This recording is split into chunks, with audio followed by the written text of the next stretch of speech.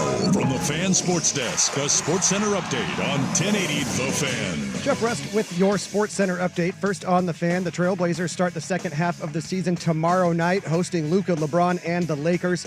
Jeremy Grant, Robert Williams III, Matisse Thybulle, Scoot Henderson, all currently listed as game-time decisions. Blazers are 5 games out of the final play-in spot with 27 games remaining. ESPN reporting Nets forward Bojan Bogdanovic will have season-ending foot surgery. Bogdanovic hurt his left foot in last season's playoffs and was traded from New York to Brooklyn. He has yet to set foot on the court for the Nets, who reportedly are now waiving him. Over on College Hard Court, Oregon men's basketball looking for their third straight win on the road in Iowa City to face the Hawkeyes. 5:30 tip on the Big Ten Network. Coverage here on The Fan starts at 5 o'clock following a turn and burn primetime. The Ducks are 1.5-point favorites. Over in the NFL, Eagles have promoted passing game coordinator and associate head coach Kevin Patullo to offensive coordinator. And Boston Bruins and Team USA defenseman Charlie McAvoy remains hospitalized with an infection in his right shoulder and a significant injury to his AC joint. Already ruled out for Thursday's Four Nations Face-Off Championship against Canada. His status for the NHL season is unclear. More sports scores and stories in 30 minutes. I'm Jeff Rust at the Fan Sports Desk. Listen live or on demand on the Odyssey app, the Fan's desktop player, or tell your smart speaker to play 1080 The Fan. Did you score a smart speaker over the holidays? Just ask it to play 1080 The Fan.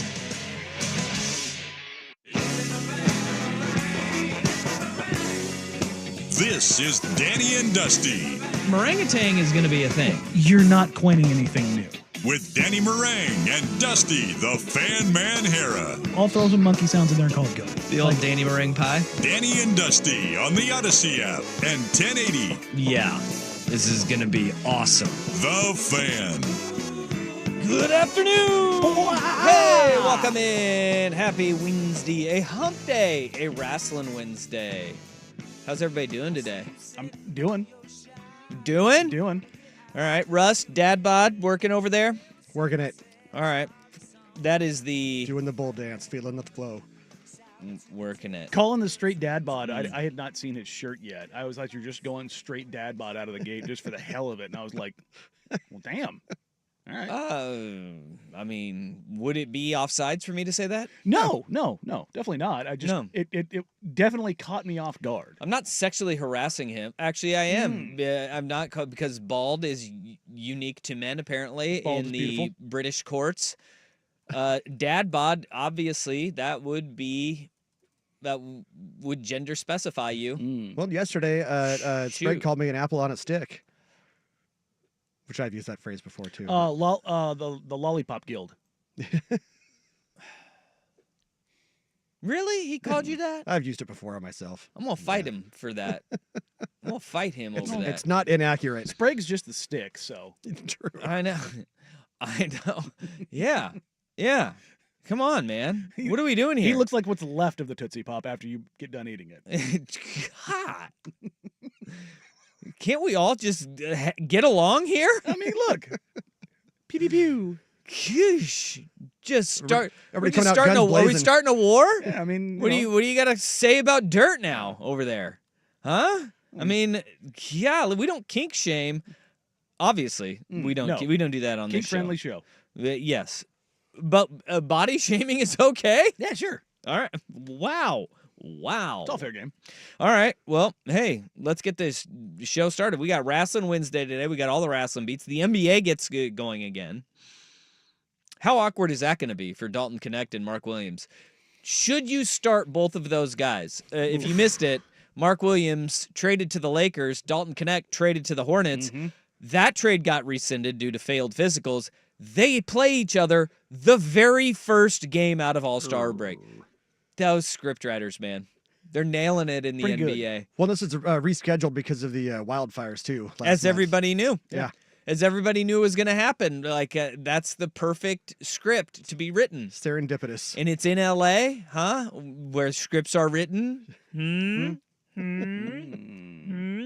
mean, this one is so predictable and so corny that it seems like it might be from the Valley and not from Hollywood itself. You know, like this is like, Where's the city where they shoot all the... somebody stuck in the dryer again. God, I can never remember the name of it. I'm here to check your pipes. Yeah, where they shoot all It's those... the San Fernando Valley. Yeah, what is the name of that city? I always forget. I don't know. They got a lot of plumbing issues, though. delivery I man have to, too. I have to look it up. Clumsy people. Golly. Always getting stuck somewhere.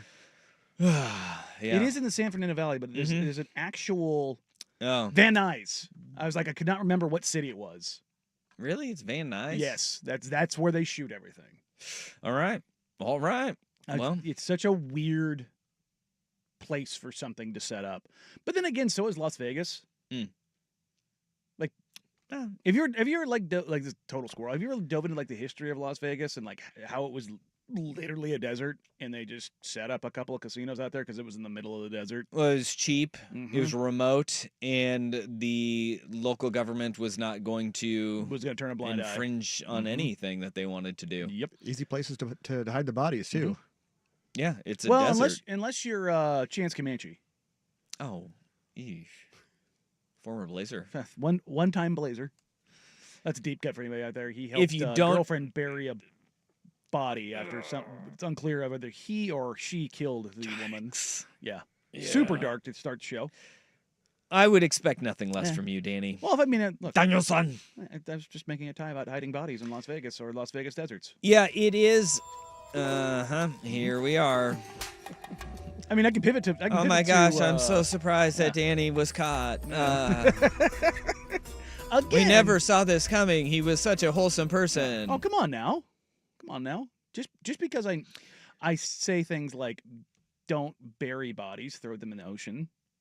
Dude, you say I have a lot of hate in my heart. You say a lot of things.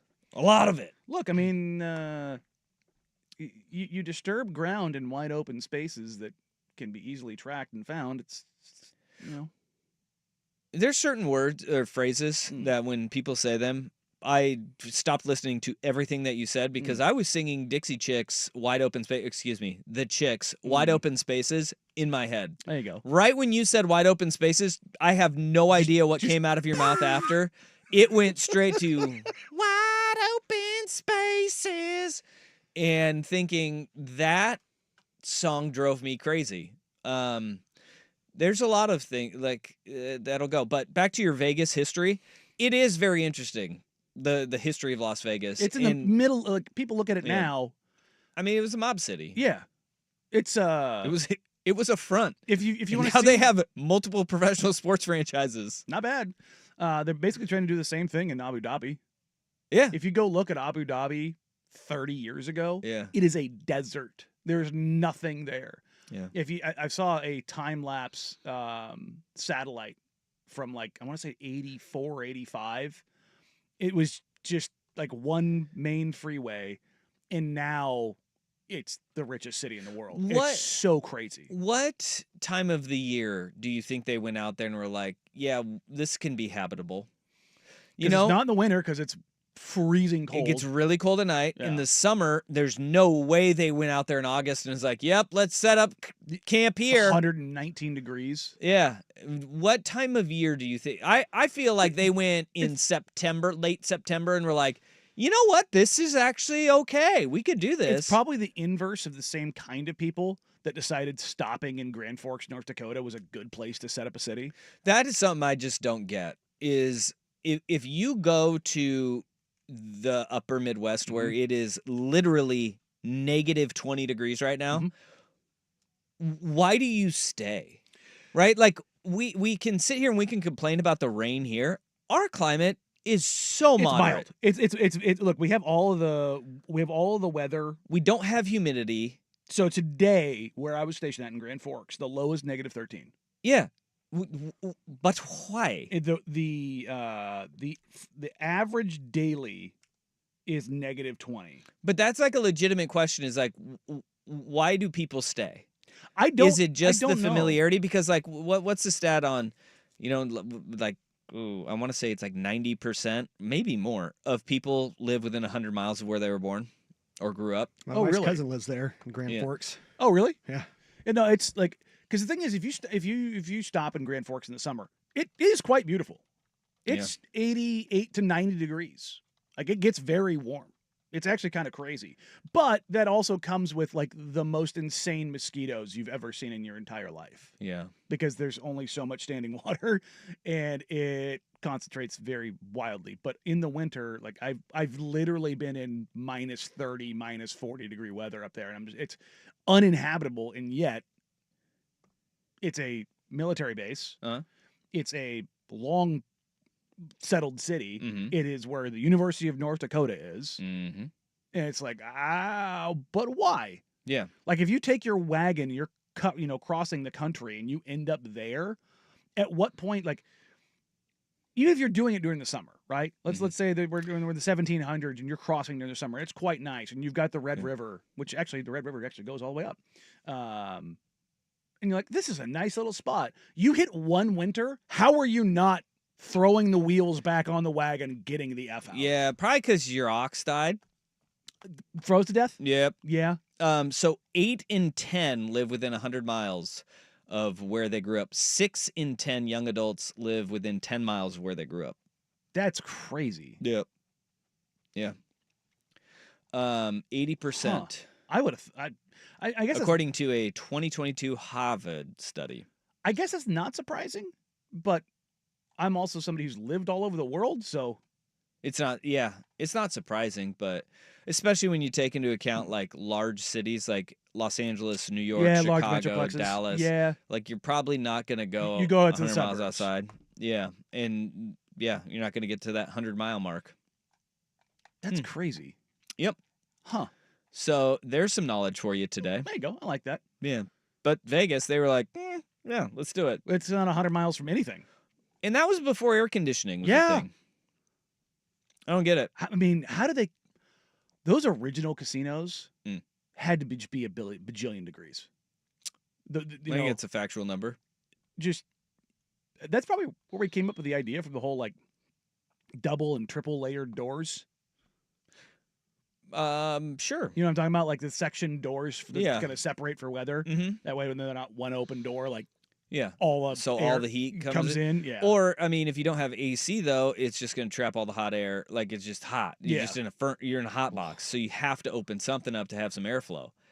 Boy, that's a lose-lose situation. Right? But thank you for doing it, because I mean, the city of debauchery is fantastic. It's a fun little time. It is a great. I do visit. enjoy my little summer trip to Summer League, and I wish it was not in the middle of July. Yeah. When it's 119 degrees. Yeah. And look, here is family ties, owned land, owned stores, taverns, office spaces. People get settled in. Also is a major stop when we moved out west. So there you go.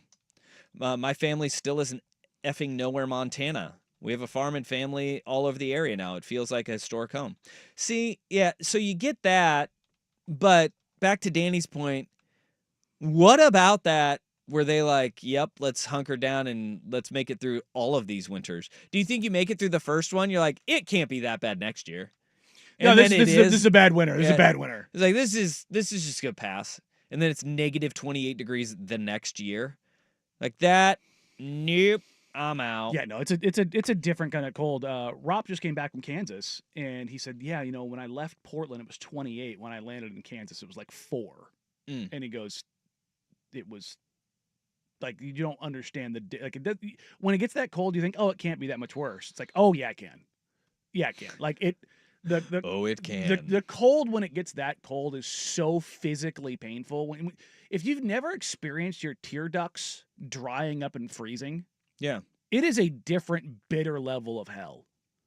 Like, I think I've mentioned this before, but my very first deployment to Afghanistan, I landed, and it was like 88, 90 degrees. It was very warm. I slept for probably 10 hours because it was, I was on a plane for basically 20 hours. And when I woke up, I walked outside my tent. I had to push a foot of snow out of the way to open up my tent. And I was like, where the hell am I? What just happened? How is there a foot of snow on the ground when it was 88 degrees? Science. And I was like, and they're like, yeah, welcome to Afghanistan, brother. Yeah, you're on the top of a mountain. Yeah. And you're just like, yeah, you could get but pounded. in a desert. Yeah. High desert is such a weird place. Yeah. Well, it got to negative 28 when I was in Montana, and I was like, yep, I'm out. Yeah, no, that's a hard pass. Deuces. No, thank you.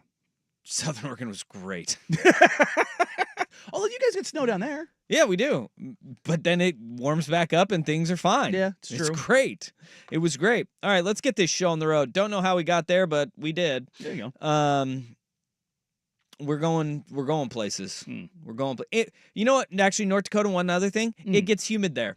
It does. It gets humid. It gets humid in the upper Midwest. Which is weird because there's so it's bitterly cold and then kick you in the gut. Mm-hmm. Yeah, I don't like it. It's not like I don't like it. Like North Dakota, like Minnesota, you get Wisconsin, you get because you got the lakes. Yeah, North Dakota, land of 10,000 of them. And mosquitoes the size of pterodactyls. Oh God, I think I don't know if I've ever mentioned this. I went fishing for the first time when I was in Grand Forks and on the Red River, and my buddy who had been there before was like, "We need to go," and I'm like, "Oh, we can keep fishing." Yeah, He's like, you "No, have no, told this story. Okay, yeah, a literal cloud of mosquitoes. Nope. And I was like, you could see it and hear it coming. Mm-mm. And I was like, he's like, dude, we need to go. We will get eaten alive up here. And I'm like, what the hell is that? He goes, that's mosquitoes from hell.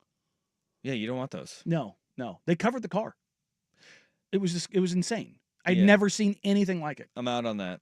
See, It's this is just- why it's a great place to live out here. No, look, I great place to have live my out here. complaints about here, but weather-wise, there aren't many places on the planet where you get all 4 seasons and they're mild.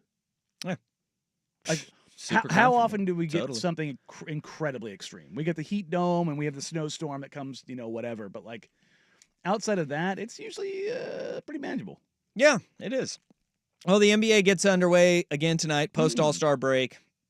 And it's the Lakers and the Hornets. Everybody's going to be glued to their Riveted. chairs watching that with no LeBron. Well, it was supposed to be Lakers Blazers, but as we know, that's the reschedule. It was supposed to be tomorrow. Yeah. Of which LeBron is probably not going to play in that either. Yeah, they're just saying no, he's just not. He's just dunsies. Unreal. Doesn't need to play. Doesn't need to play in these big ones. Is it what? Let's talk about that. Why does that frustrate you? Let's unpack that. Plus, the Blazers have little news today, huh? Danny and Dusty on the Fan.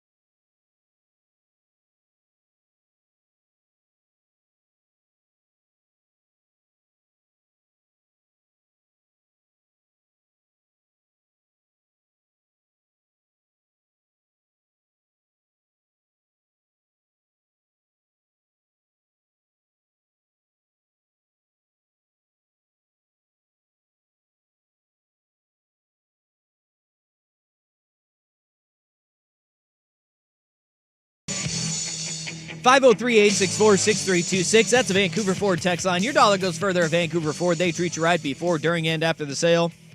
Visit them online at vancouverford.com. We got a follow-up to the guy whose family lives in the Middle of nowhere, Montana. He said he asked his grandpa about it, and his grandpa was like, it's kind of the only thing I know. I mean, it makes sense. You're comfortable. You get comfortable, yeah. No, I mean, when I was stationed in North Dakota, I had like 5 people in my unit who were from Grand Forks. Like they were like when you get your duty assignments, you can request to go somewhere and they'll tell you to go to hell.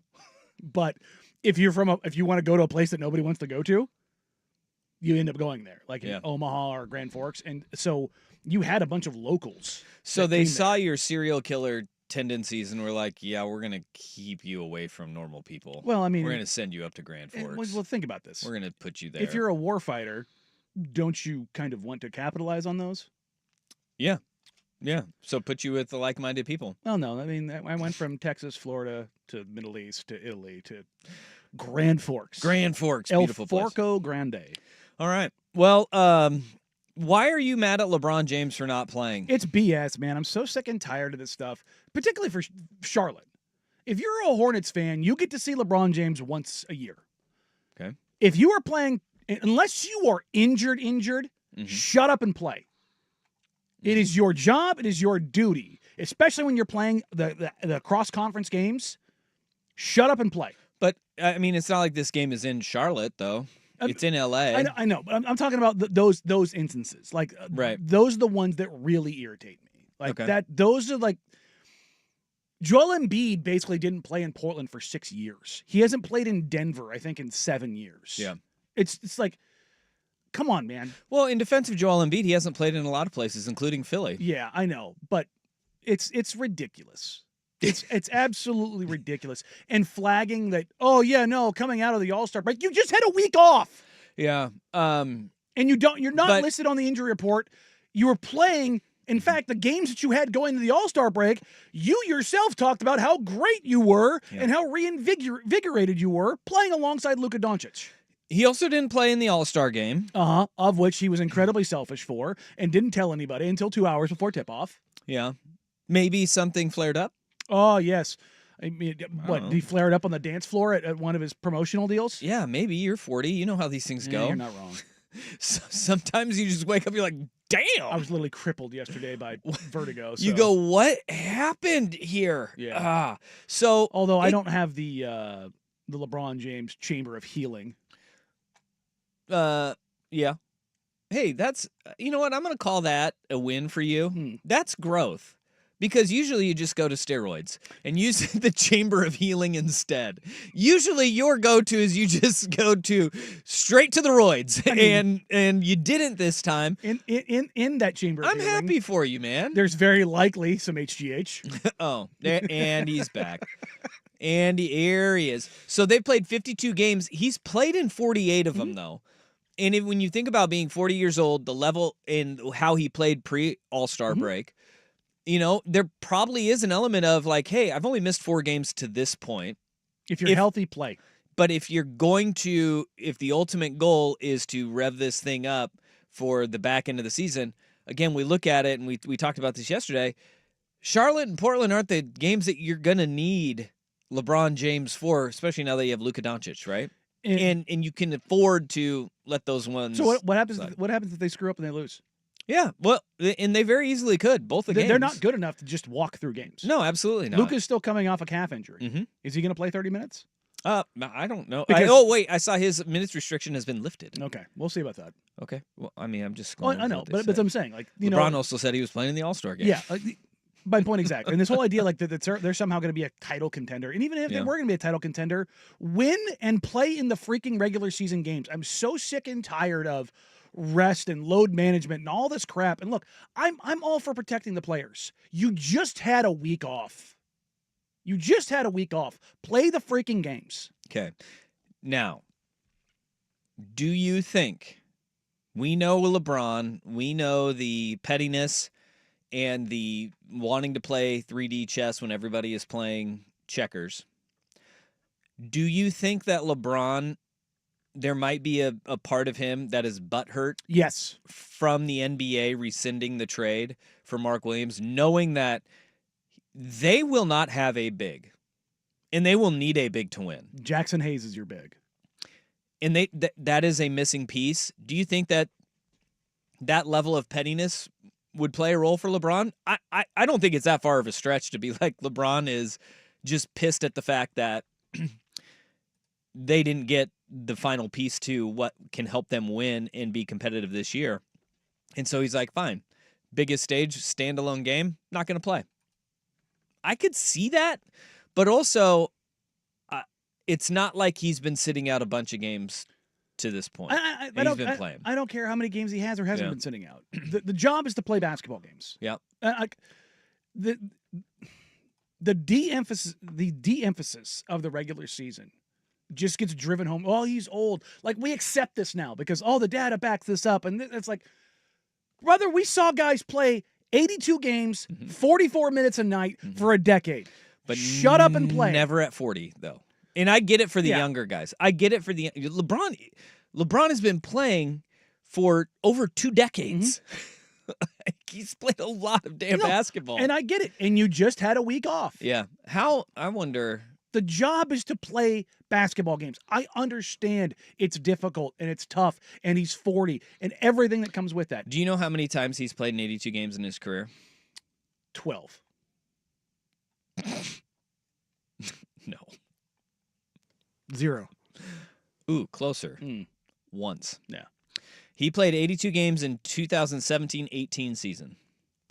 And he averaged 27 points, 8.5 rebounds, and 9 assists, a block, and 1.5 steals.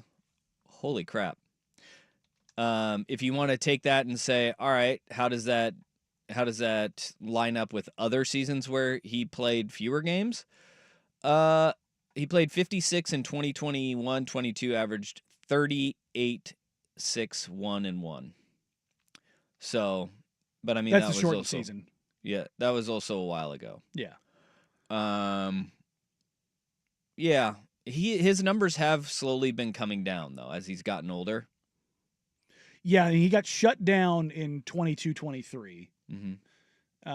Last year he played 71. I think his career average is probably around 70. Oh, yeah, it's probably over that because, I mean, he didn't play 82, but there's a lot of 80, 81, 79, 79, 79, 77.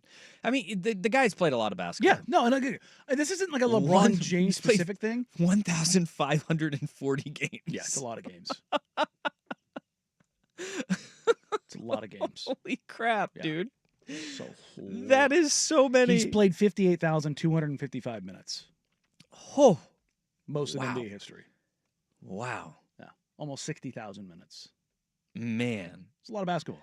That is so many. And this isn't like a LeBron James specific thing. I Yeah, just think it's very stupid coming out of All-Star break. Coming out of All-Star break, I see that point. The fact that he signaled that he was going to play in the All-Star game and then just didn't. Maybe he did just aggravate something, and I don't know. But the whole like we would like to see LeBron here tomorrow is the point, right? Yes. Yeah. 100%. Yep. And like that's the whole point. It's like that's what comes with the mantle of being a star in the NBA. That's what the money is for. I think that has a big.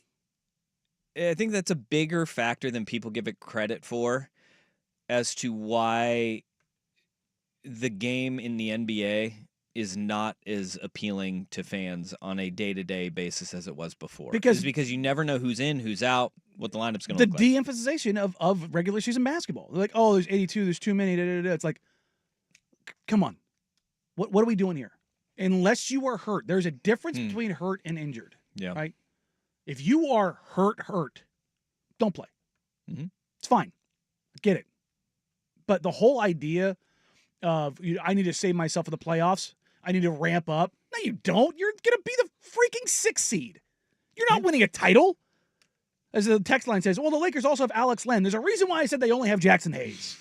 I'm not mad at you, Texter. I'm just Alex Len? Are you kidding me? No, dude. missing piece, Alex Len. You tell me Blazer fans wouldn't convince themselves Alex Len was going to be great? They would. I know. Now we're talking about some Laker fans. Of course they're going to be convinced. I saw the career trajectory mark of Alex Len as done. Darko is a all inclusive stat. Like it tracks, like it does well to track and project what production will be. Yeah. His is like below Jackson Hayes. And it's like, yeah, no kidding. Well, Dorian Finney-Smith, all 6'7", 200 pounds of him, has now been relegated to the third string center role, which is good for them. He was their backup. Yeah. He was their backup center. 6'7", 200 pound. Well, either that or 6'8" Rui Hachimura. Yep. You throw Rui out there. Yeah, Rui's probably looking around like, you need to get another center. Actually, they're going down. I think LeBron is just fighting the fact that they're going to magic him and be like, be ready to play some center. Be your point center. I mean, it's not a terrible idea. Yeah. Like, he doesn't want to do it and probably shouldn't at 40 years old take that kind of punishment. Like, you don't want him guarding Jokic. Yeah. But playing 5 and playing around the paint and being more ground bound and that world, I could see it working. I think that this texture brings a good point, and I was thinking the same thing here. What we're doing is our own fault. We've made championships so important. Players and teams sit guys in hopes to win more championships. See San Antonio. Yeah. No. I mean, that's it. This sport and baseball are the only two that do this. Mm-hmm. Baseball, I get. It's literally double the games. It's double the games of the NBA. That's a lot of games. Yeah, but it's not nearly as taxing on your body. It's not, but the stop-start nature of it, as we have seen, does lead to injuries. Well, yeah, kids being taught to throw as hard as you can when you are 16, 12. Yeah. And then blowing out your arm. And yep, that'll do it. And then guys going from sitting on a bench or standing in the outfield to full sprint out of the box, like the number of hamstrings that end up going on a yearly basis. The great Bambino never had that problem, huh? Not a problem when you don't run. That's right. Just hit the ball over the fence, bro. Look, He could jog the whole time. Jokic just got it down, man. Play at 3/4 speed at most. Yeah. I feel like the championship or bust really it's played such a the rings culture is just ruined so much of basketball. Yeah. So much of basketball. I think it's ruined a lot of our sports and how we view them. But in just every sport, because now it is, if you don't. The Thunder don't win a title this year, people are going to kill them. And are they doing things right? And why didn't they go all in? And it's like, they're the third or youngest team in the NBA. Yeah. And calm down. 5 billion draft picks that they're going to be okay in building for a future. And oh, by the way, one of their centerpieces, Chet Holmgren, fell and broke his hip. Yeah. Like he's an 80-year-old falling down the stairs. Take him out to pasture. He's going to miss, 2.5 months? When it's all said and done, yeah. Yeah, 2.5 months of the season he'll be out. Like, maybe give them a little bit of grace here. But I feel it's the same way with, like, the Mahomes-Brady conversation. It's like he didn't win a title, so he's a bum. And it's like, dude. What? Okay. That was the whole thing with, like, Brady and Montana. It was like, wow, Montana went 4-0. It's like, Tom Brady played in 10. It's the LeBron James, Michael Jordan argument. But Jordan never lost a title. It's like. All of the arguments go back to. 8 straight. All of the arguments go back to, though, how many rings do you have? And it has diminished the regular season, and now we're seeing a lot of guys just don't take it seriously and don't play. And it really hasn't helped a lot of guys. I mean, has it helped Joel Embiid and his health to sit out more games? No. Kawhi Leonard? No. I mean, for every guy that it works for, you can point to a guy who says it's not working for him. It's coming back on the pendulum where there's been studies that are saying that the load management stuff actually doesn't have the benefits that was once presumed. Well, does Moda Center have good load management? Because they're going to have to manage from the rafters. It's not a championship banner. But improvements. Danny and Dusty. Here's Rust. Dad Bodnall with SportsCenter. Now, from the Fan Sports Desk, a SportsCenter update on 1080 The Fan. This update brought to you by Vulcan Design and Construction. Check out their award-winning outdoor living designs or schedule your free design consultation at vulcandc.com. First on The Fan, Trailblazers start the second half of the season tomorrow night, hosting Luka, LeBron, maybe, and the Lakers. Jeremy Grant, Robert Williams III, Matisse Thybulle, Scoot Henderson, all currently listed as game time decisions. The Blazers 5 games out of the final play-in spot with 27 games remaining. Oregon men's basketball looking for their 3rd straight win. They're on the road in Iowa City to face the Hawkeyes. 5:30 tip on the Big Ten Network. Coverage right here on the Fan starts at 5 o'clock. Following a turn and burn edition of Primetime, the Ducks are 1.5-point favorites. More sports scores and stories in 30 minutes. I'm Jeff Rust at the Fan Sports Desk. Listen live or on demand on the Odyssey app, the Fan's desktop player, or tell your smart speaker to play 1080 The Fan. Live, local, and free. No subscription required. Portland's sports leader is 1080 The Fan.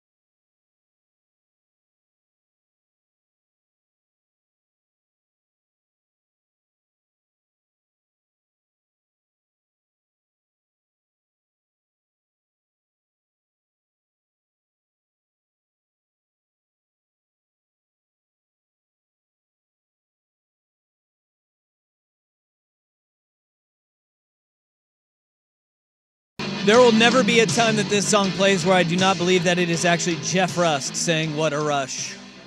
Even though I know it's the Road Warriors, Talking Animal. I just always assume it's Rust.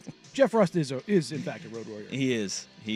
Blazers announced today, you teased this yesterday. Indeed. An update to Moda Center. New video board coming and end zone walls. Yeah, I had a reeling suspicion that this was going to pop out today. This is a good facelift. 7,520 square feet of LED screens coming to Moda. They're going to be done for next season. Yeah, they're doing that this summer. All right. So for those that have not seen it, you Portland Trailblazers tweeted out. I retweeted it. If you go to my Twitter, you'll see it there too.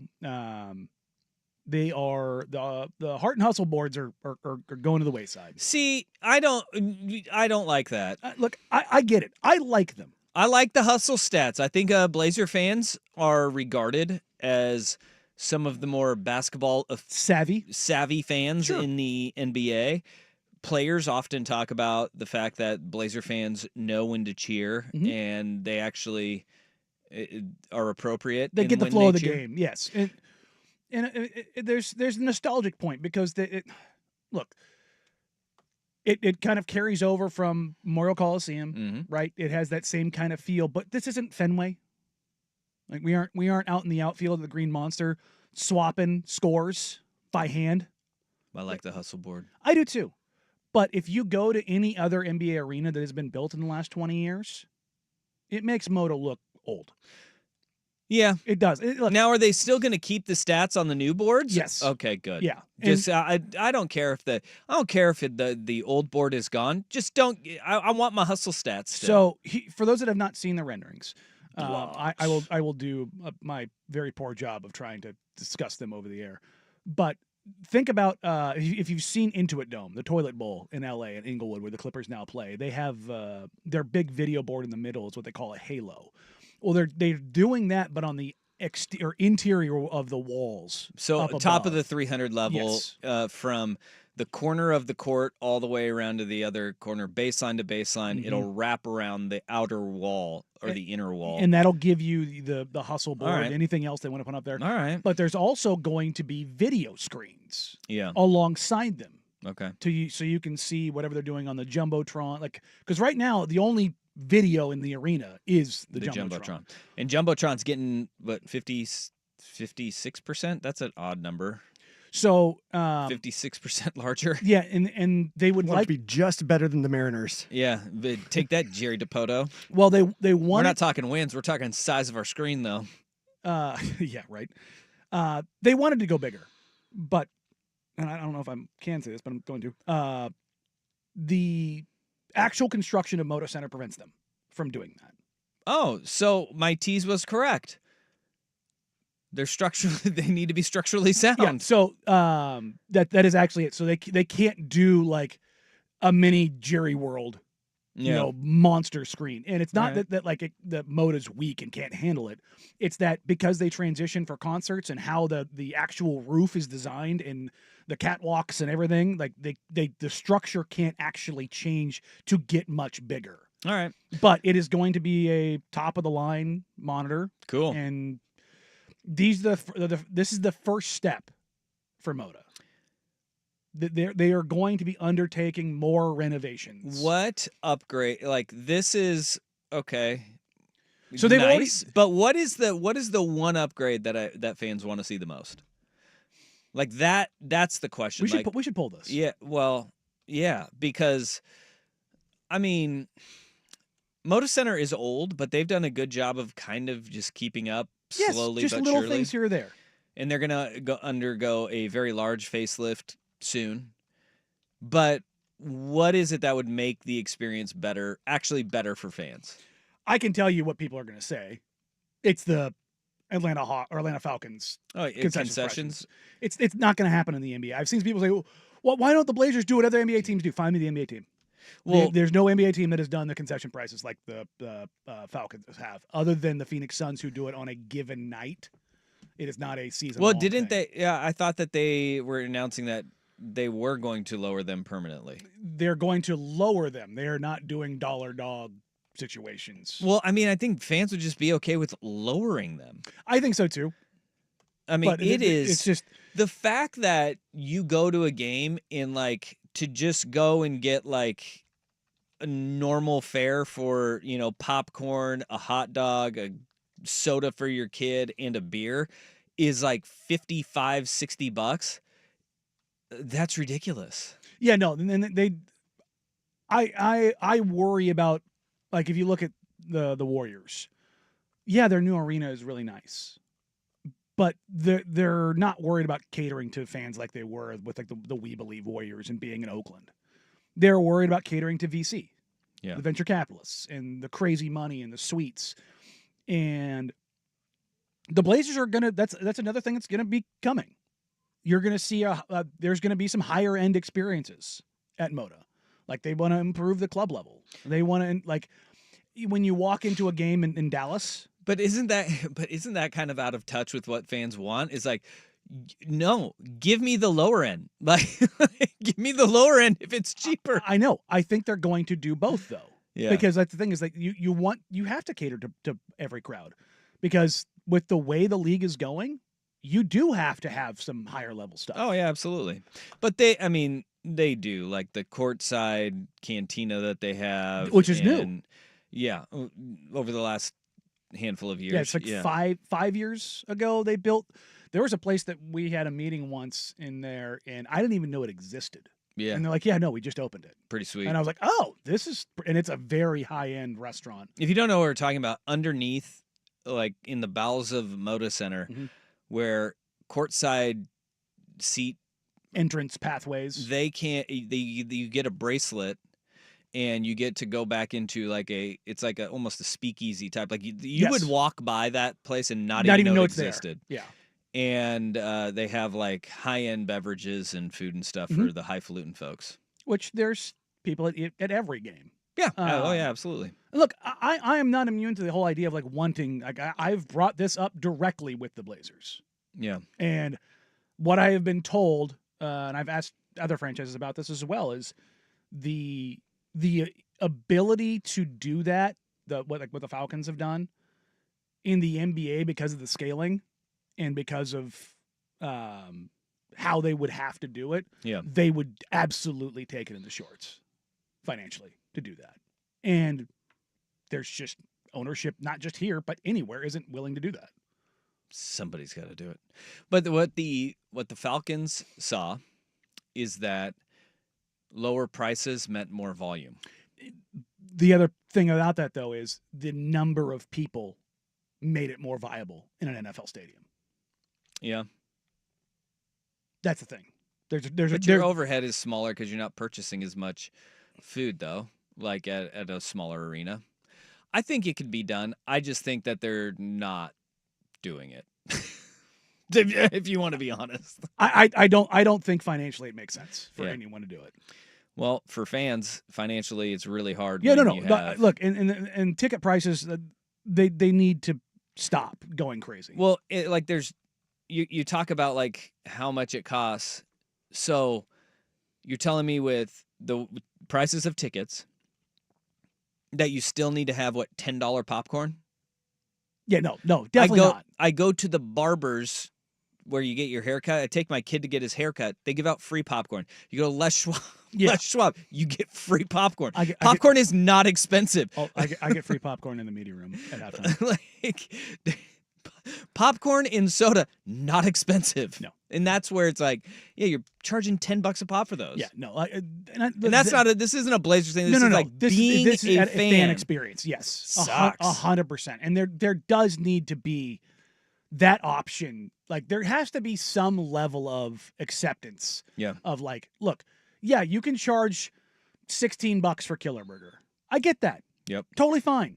But there needs to be a Blazer Burger again. Yeah. You know what I mean? Like, there needs to be a $6 burger. Yep. All right.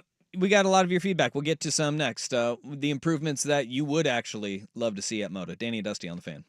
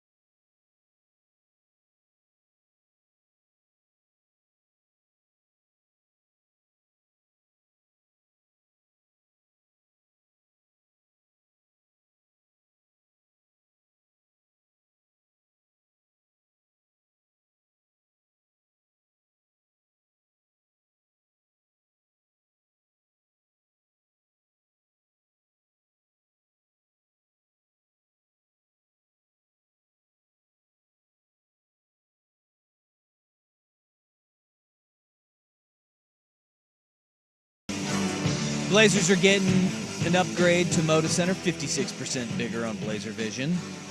Dun dun dun dun. Wah, wah, wah. And then new video boards at either end of the arena. Pretty cool. Those are good updates. Those are good updates. No, they're good quality of life updates. But what do fans really want to see improve the fan experience at Moda Center? We have one text that said Moda Center has no leg room, followed up by another man who says, as somebody who's 6'10", I'd love to pay extra if there was a tall person section in sports arenas, but I understand that's wishful thinking. No, it's not, though, in the sense of, like, there should be sections, particularly in the 200 level. Well, airlines do this That's all what the I'm time. saying. Airline you have premium business sitting. class Yes. and first class. You shouldn't need to sit courtside to have leg room. Yeah. There well, should be even if you're 6'10", sitting courtside, there's still not a lot of space there. That's true, unless you're on the baseline, you get some more room. Yeah. But the idea of like having premium seating and not just have it be nicer seats, but have there like be leg room. The season tickets that my family had, we got them purposefully because there was at this point in time, I think they've crunched them up a little bit, but there was more leg room because of the way that area was designed. I think it was section 226 row C, and there was like maybe 10, 12 inches more room. You tall meringues needed it. Yeah, no, I definitely didn't because my legs, as we have discussed many times, are very short. But it was nice having that extra room. Another text says, if I could change anything about the fan experience, it would be to have the PA guy calm down a little bit and quit yelling at us so much and think about maybe not having excruciatingly loud music during every break.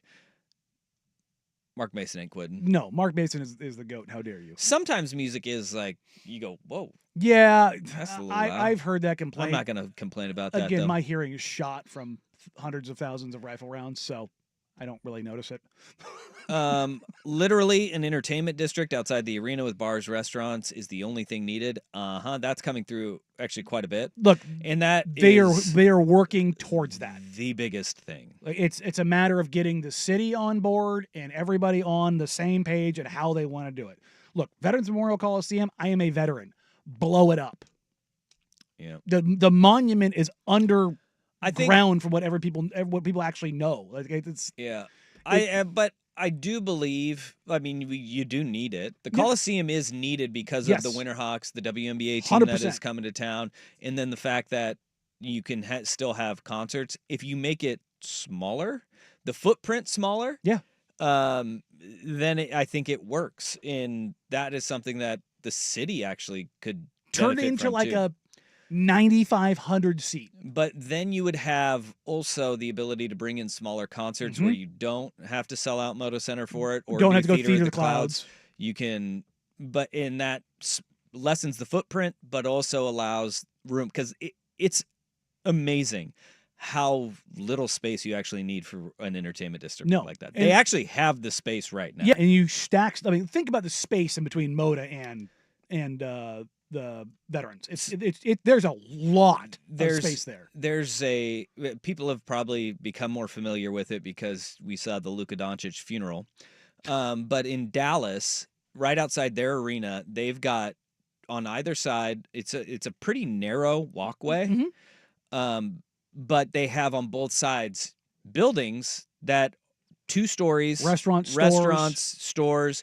ESPN Dallas is down there, and it's a pretty cool area, and it's pretty tight and condensed. Down in Glendale, where the Coyotes used to play, they have like a 2-story like horseshoe restaurants that go all the way around, and it's pretty cool because if you have one of those tight areas, you can also have like fan viewing areas for big games to where, traffic would be awful getting in and out. But we think of like, what are they, Jurassic Park, the Raptors, where they have the outdoor viewing party. Milwaukee does this. Like those things are so needed. Yes. Instead of, Blazer fans who can't go to the game, they just sit at home. Instead of doing rallies at Pioneer Courthouse Square, you have Rip City area, whatever, that you have a giant outdoor jumbotron on the the exterior of the building kind of deal. Like the Blazers on the business side, I know for a fact, want this badly. Yeah. And they have for years. Yes. And they are working with the city, they are working with the Albina Trust. There is a real push for this because it's not just the Blazers. The Albina Phil Knight. Yeah. I mean, there's a reason why they're spent. Was it $1.4 billion they invested in that? Like, it is a dead space. Dead. And it's not just for the Blazers; it's for the city. And the idea of like the Blazers not only are going to have the WNBA or WBA, the NCAA women's basketball tournament is in 2030 or 2028. I can remember which one it is. That brings a significant amount of money to the economy. The All-Star game, the studies have been done on it, say it brings roughly $400 million to an economy when an All-Star game comes. Yeah. And you can't have an All-Star game without having all the accoutrements of having, it's not just the hotels. What are people going to do when they're not in the game? We don't have a lot of convention center space. There's nothing right there because it is a dead zone for the economy. All right. Well, there's that. Keep those coming in. 503-864-6326. The cap riseth again. The NFL business is booming, baby. Danny and Dusty on the Fan. Hey.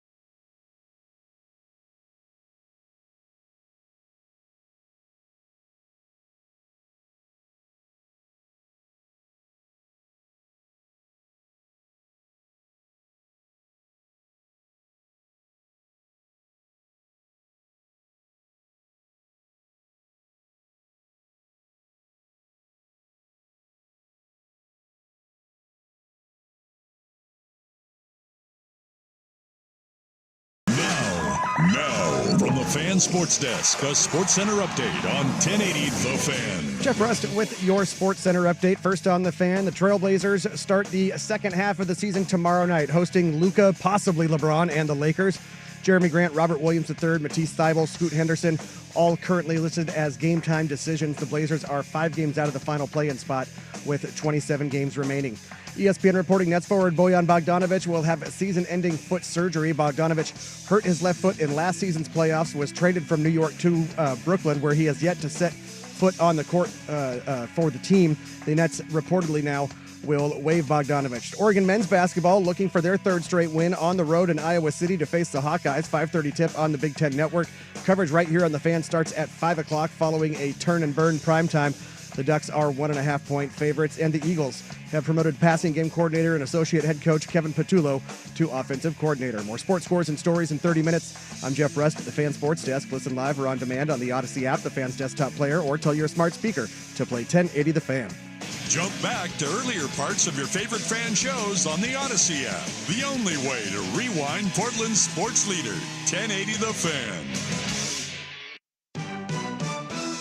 Danny Meringue. I found 2 empty bottles of a particularly decent Chateau Noir Bordeaux 57 in your rubbish. Dusty Hera. You went through my garbage? This is Danny and Dusty on the Odyssey app. I find it particularly offensive that you use them to wash down an order from something called Macho Taco. And Portland's sports leader, 1080 I would never drink a Bordeaux with a Macho Taco. The Fan. It was a burrito machissimo. Hour number 2, Danny and Dusty with you on this Wednesday afternoon. Thanks for being a part of our day, letting us be a part of yours. Whether it's on 1080 AM, 99.5 HD2, the Odyssey app, twitch.tv/1080 AM, the Fan, or the party people on the YouTubes, youtube.com/1080 AM, the Fan. Coming up today, we still have Factor Fluke, 215. We will, I think we need to get in our chances of death by meteor. Rising. Yeah.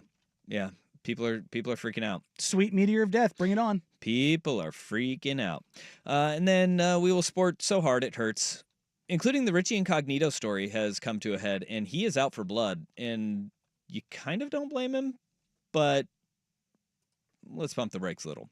Where we got to start, though, NFL business booming. The NFL's projected salary cap was released today. Between $22 and $26 million, the cap will increase for 2025. Sweet googly moogly. Yeah, they're saying it'll be between $277 million and $281.5 million. That is quite the growth from season. Think about that, because that growth is spread amongst 32 teams. If it's $25 million, right? Across 32 teams. That's how much the business increased for the NFL this past year. That's a lot of cash. It really is. And that means that our 2 broke-ass teams, the Patriots and the Raiders, have even more cap space. They have the most cap space in the National Football League. That's $800 million, Dusty. Yeah, that's pretty good. It's pretty good. Year the over year. salary cap almost went up $1 billion.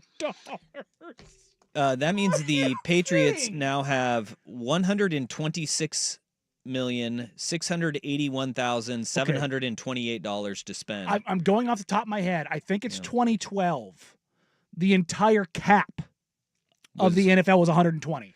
Yeah, the Patriots have $6 million more to spend this year. The Raiders have $99.7 million. That's with $29 million in dead cap. The Raiders do.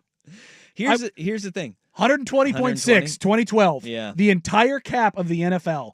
So the Patriots can spend that this year. 2013, 123.6. 2014, 133. The cap has more than doubled. Yeah. In 10 years. Seems pretty good. That's insanity. Yeah. The Patriots also have 58 players signed for next year and have that much space. So, but you know what it also means? Good God. The New Orleans Saints are only $47 million over the cap. Yeah, it does save them a little bit. Okay, for perspective, going back 30 years, do you know what the cap was in the NFL in 1995? I'll say 82 million. 37. That's not a lot of money. Yeah. That is insanity. Inflation. So the 2 biggest rises that we have in the cap are 1998. It went up 26.38%. All right. And then 2024, it went up 13.6. And 2022 went up 14.08. And then 2024, 13.6. Oh. So you've had 3 double-digit. Oh, I missed one.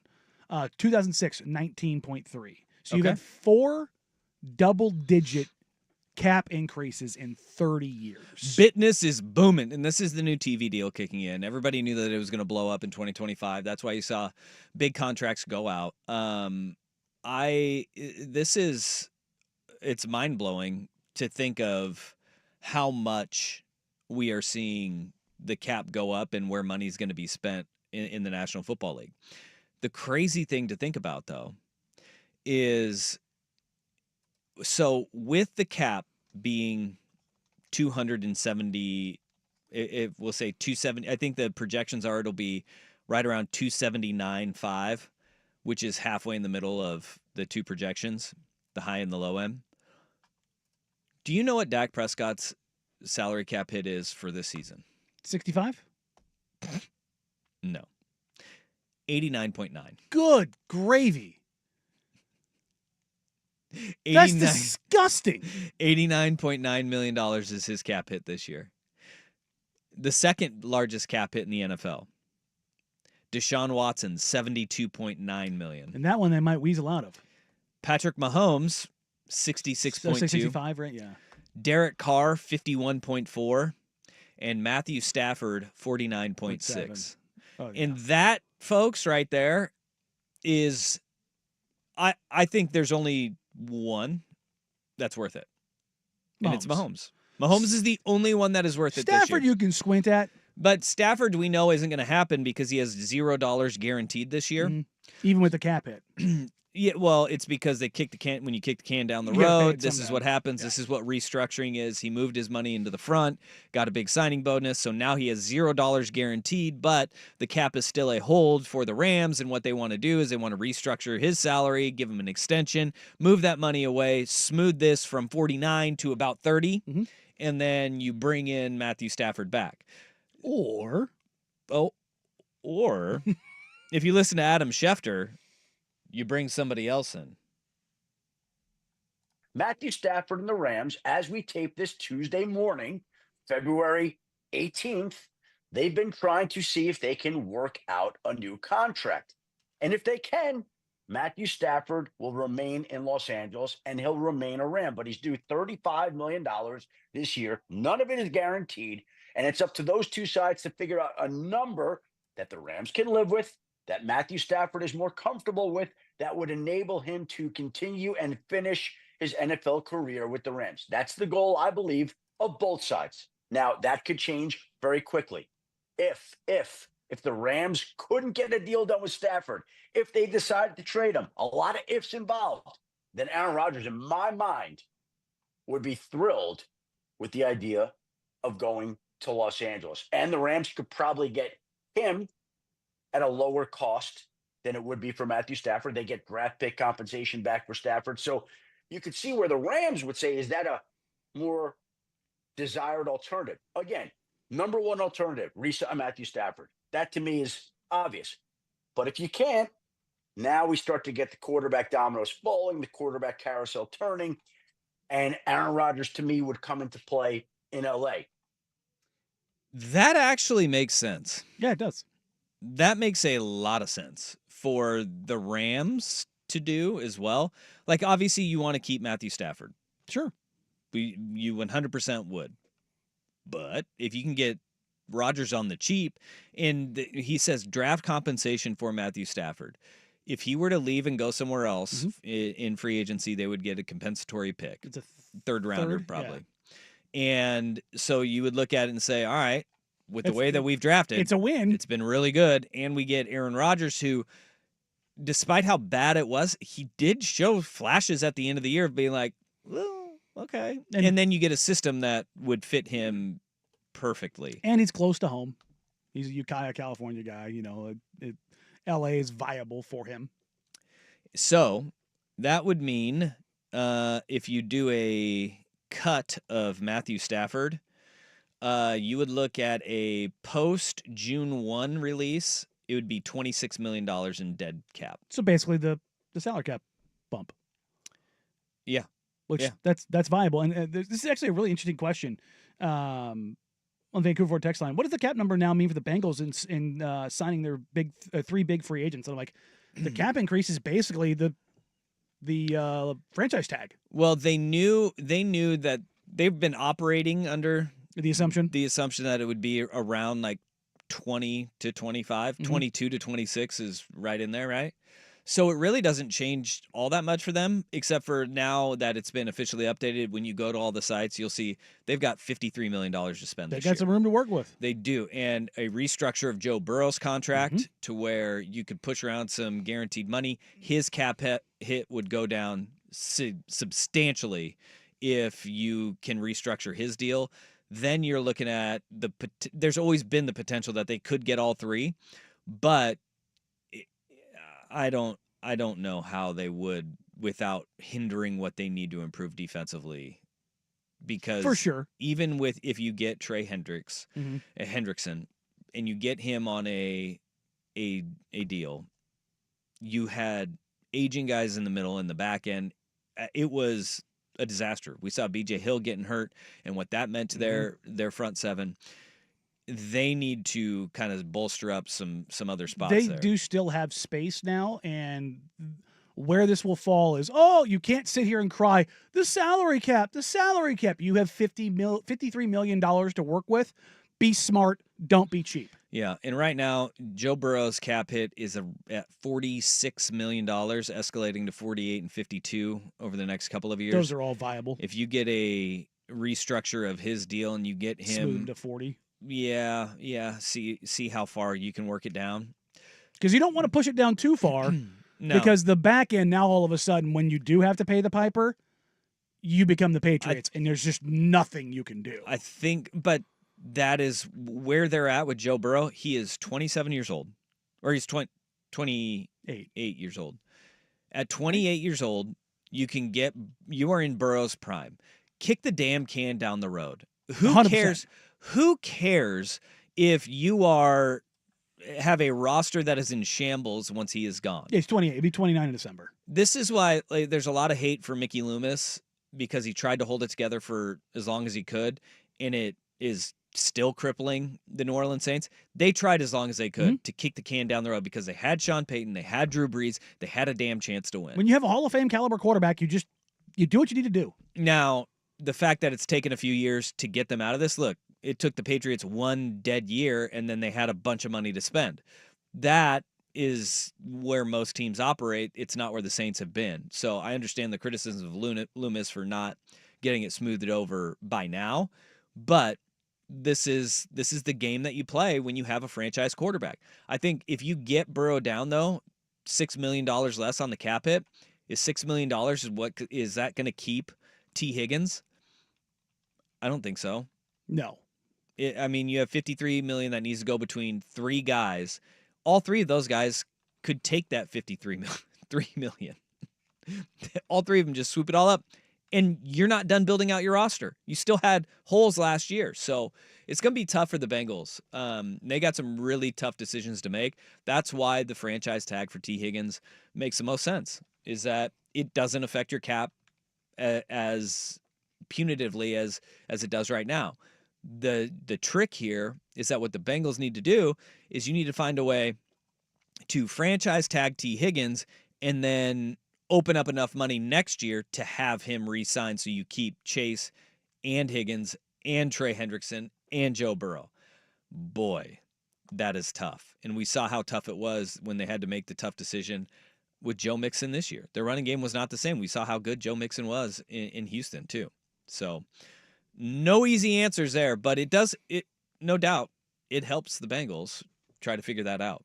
It also helps the Chargers because Chargers found that out. Yeah. And then almost immediately it was like, Joey Bosa looks like he's getting cut. Open it all up, and you're going to have some big free agents hitting the market. It's the free agent class is getting pretty interesting. Yeah, no doubt about it. And if you're a free agent, knowing that there's a $800 million cash infusion in the NFL, you're in a good spot. Good place to be. All right. We have Fun with Audio coming up. I like fun. The and two audio. top quarterbacks in the NFL draft, they're training together in that desert oasis of Las Vegas, Indeed. Nevada. And I think they hate each other, but they also like each other. But in a fun way. Yeah. Two pieces of audio coming up next. Cam Ward, Shador Sanders going at it next on the Fan.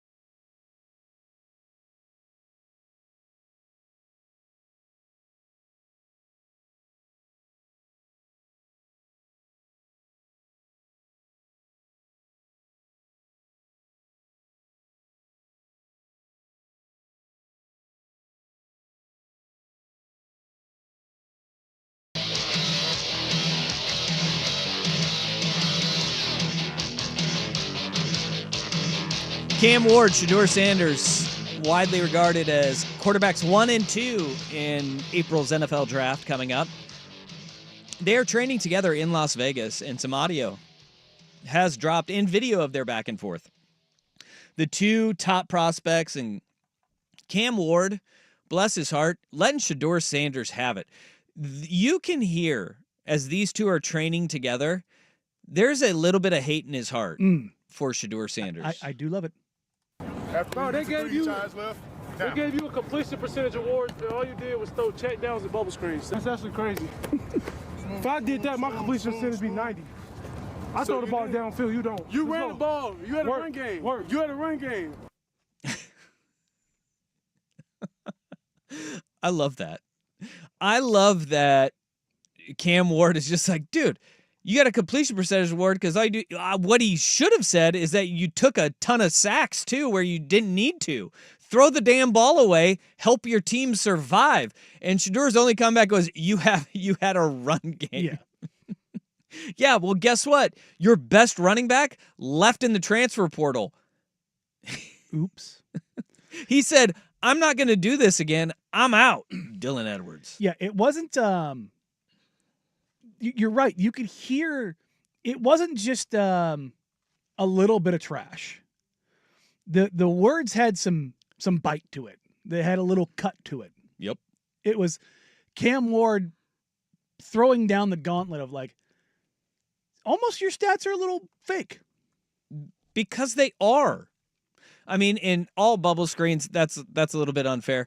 But Cam Ward was a push the ball down the field kind of guy. Cam Ward is how many times watching Miami last year did you see Cam Ward reach back and air that thing out? I will say it's also to the detriment of. It's the one thing that terrifies me about Cam Ward too, though, as a prospect, is that he airs it out. He doesn't have any conscious sometimes about where the ball is going and how it will adversely affect his team in the NFL. It will kill you to do that. They went on I feel like this second piece of audio, though, I feel like Cam Ward felt I was coming on a little bit too strong. Next year, me and you in the Super Bowl. Hey, I know your weaknesses. We're going to have that thing turned up. I know your weaknesses. I know all I got to do is call RJ Stone. Who's that? My old teammate Wazoo popped your ass. That's all you do. That's why you got a 70% completion rate. All you do is this. LeJohntay. Bubble screen. What you do with touchdown? What you do with Struppo? I ain't throwing no bubble screens. We did on something. Come on, man. You know you ain't first.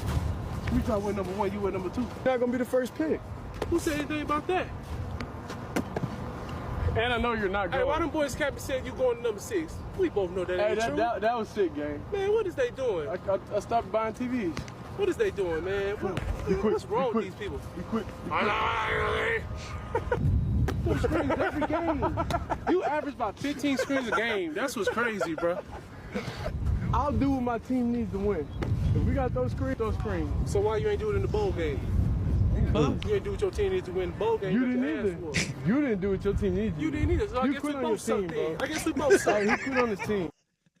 Cam Ward going a little bit more fun there. Yeah, I feel like he was like, I laid it on too thick. We're both going to be playing in the Super Bowl. How about that? Yeah. And then he goes, but I'm going to be quarterback 1. You're going to be quarterback 2. I'm going to stand on that hill. And then he went to bat for Shedeur over he'll be there at 6 for the Raiders. Mm-hmm. And he was like, you're not going to be there at 6. That ain't happening. That you will be gone before 6. He'll be there at 6.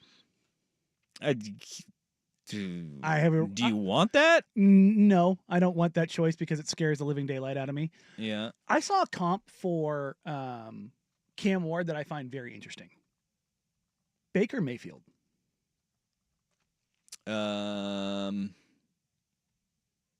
For Cam Ward? Yeah. No. You don't think so? Mm-mm. No. Gunslinger, high risk, high reward. Yeah.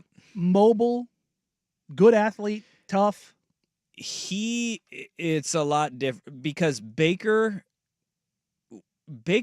did have a lot of composure and control in college where it was like he was more in the NFL, his YOLO throws. But that's what I'm talking about. Is I don't think, but Cam Ward's like that now.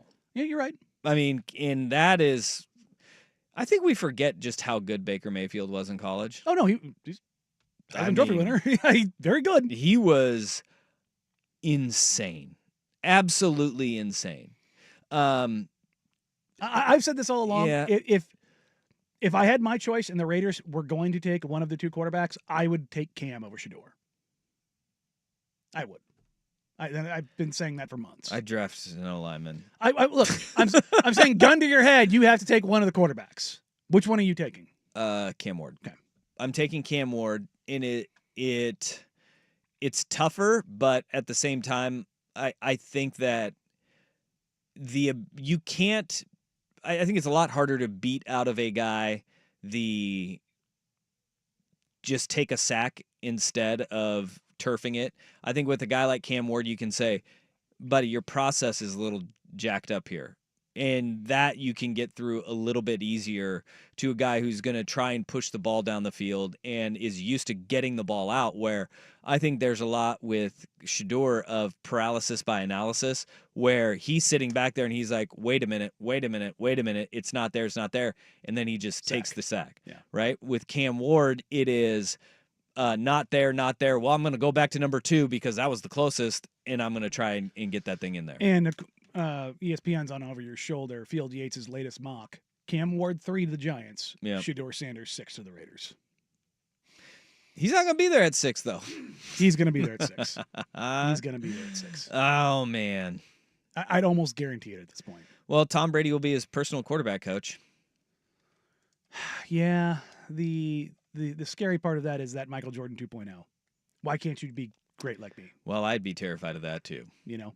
I have a feeling the Raiders might not go quarterback in the first round, and they may take a guy in the 5th or 6th round. I hope they do. Maybe the 199th overall pick, and say, look at all these quarterbacks that were taken above you. Mm. Are you going to have that chip on your shoulder for 2 decades? There you go. And that would scare me, too. Yeah. Because if it worked once before. Yeah, we can do it. We can go ahead and run it back again. The Brady model. Yeah, Tom Brady did it. He had a great career. And your head coach Pete Carroll did it too with a guy named Russell Wilson. 3rd round. 3rd round pick. Undersized. But all right, if you go down that line of thinking, if you go 2nd round, you're looking at a guy like Jackson Dart. Look, I've said it over and over and over. Best player available at 6, Jackson Dart in the 2nd round if he falls. 100%. That is a home run draft, in my opinion, in the first 2 rounds if he were the Las Vegas Raiders. Yeah. So looking at other quarterbacks, right? If you go, would you rather have Shador Sanders in the 1st round at number 6 overall, or Quinn Ewers in the 3rd round, late or mid 2nd round? That gets a little dicier. I'd rather have Jackson, but I think Jackson's going to end up going in the 1st round. So would you like Jalen Milroe ever? God, no. Kyle McCord. He is the 6th quarterback. I'm talking ESPN's myself rankings. more into McCord the more I read about him. Well, the guy he was replaced for, Will Howard, is 7th. Yeah, I wouldn't go down that path. Dylan Gabriel is 8th. No. Here's a guy that I think could pop. He would be like up. the 5th round pick, Tyler Shuck, Louisville. He's got all the, like, if Al Davis was still alive, he is 6'5". Shuck would be one of their guys. He is an athlete, big arm, but they'd take him like in the 2nd round. Yeah. Yeah. I could see that happening. Particularly if Al Davis was still Watch alive. him run the 40 and be like, boy, I think I need him. Yeah. I think I need him. And then you got a late round guy, could be Curtis Rourke, Indiana. Who played without an ACL. Winner. Good for him. Riley Leonard. You would love Riley Leonard. God, Notre Dame that quarterback. Would drive me insane. Freaking Tim Tebow 0.2. It's not even a 2.0. Don't even call it. Don't. I would say he's closer to Taysom Hill. Is that better or worse? You can be the judge of that. I'll let you decide. Riley Leonard needs to make the transition to H-back. No, he can be a quarterback. It worked for Taysom. And then you move. And then you can still play quarterback. Every now and then. He started a game. Very, very, very strange. Come up with our worst day on the web. Can I interest you in a meth cannon? What? Yeah, exactly. But first, here's the Big Kahuna Sports Center update. Hamburgers, the cornerstone of any nutritious breakfast. Now, from the Fan Sports Desk, a Sports Center update on 1080 The Fan. This update brought to you by Big's Chicken. Try their smoked and fried wings, tossed with a perfect dry rub and served with a trio of killer sauces. Menus at bigschicken.com. First on the Fan, the Trailblazers start the second half of the season tomorrow night, hosting Luka, maybe LeBron, and the Lakers. Jeremy Grant, Robert Williams III, Matisse Thybulle, Scoot Henderson, all currently listed as game-time decisions. The Blazers are 5 games out of the final play-in spot with 27 games remaining. ESPN reporting Nets forward Bojan Bogdanovic will have season-ending foot surgery. Bogdanovic hurt his left foot in last season's playoffs and was traded from New York to Brooklyn, where he has yet to set foot on the court. The Nets reportedly will now waive him. Oregon men's basketball looking for their third straight win on the road in Iowa City to face the Hawkeyes. 5:30 tip on the Big Ten Network. Coverage right here on the Fan starts at 5 o'clock following a turn and burn primetime. The Ducks are 1.5-point favorites. And Boston Bruins and Team USA defenseman Charlie McAvoy remains hospitalized with an infection in his right shoulder and a significant injury to his AC joint. Already ruled out for Thursday's Four Nations Face-Off Championship against Canada. His status for the NHL season is unclear. More sports scores and stories in 30 minutes. I'm Jeff Rust at the Fan Sports Desk. Listen live or on demand on the Odyssey app, the Fan's desktop player, or tell your smart speaker to play 1080 The Fan. The Fan is live on YouTube and Twitch. And now, Window Nation brings you on-demand videos. Watch Window Nation's window into 1080 The Fan.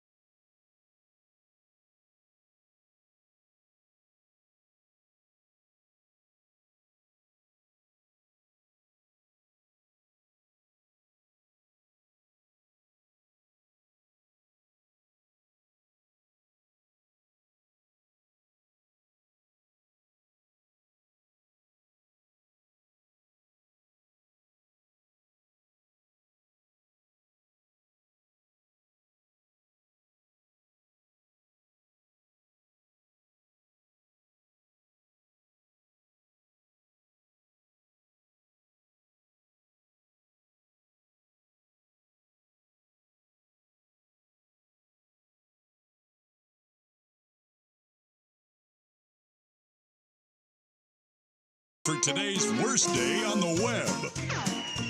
With Danny and Dusty on Odyssey and 1080 The Fan. Man, that sucks!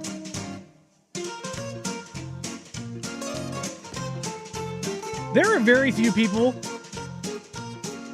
working with more ingenuity than criminals. Okay. Military and the criminal world both kind of run parallel to each other, always trying to develop and solve a problem. The military does it better than anybody else. Not the most efficient. Very, very, very expensive. Look, every damn thing that we have in this room right now came apart as military investment. Sure. Yeah. Okay? It's ingenuity. It's pushing things forward. There's only so many things you can do when you're not the military. And you'll get where I'm going with this. Have you ever seen... I don't know where you're going with Have this. you ever seen how like illicit contraband is smuggled in prisons? And I'm not talking about the keister wallet. I'm talking about how it's smuggled in from the outside. Like outside of what I see in film, which is like a laundry basket or somebody attached to the bottom of a truck. Yeah, no. No, I don't. You've never seen like drones dropping? You never heard of like drones dropping drugs over the fence or anything like that? I think I saw that in like what was it, Mayor of Kingstown, maybe? It's because it's what actually it's based in reality. It's what actually happens.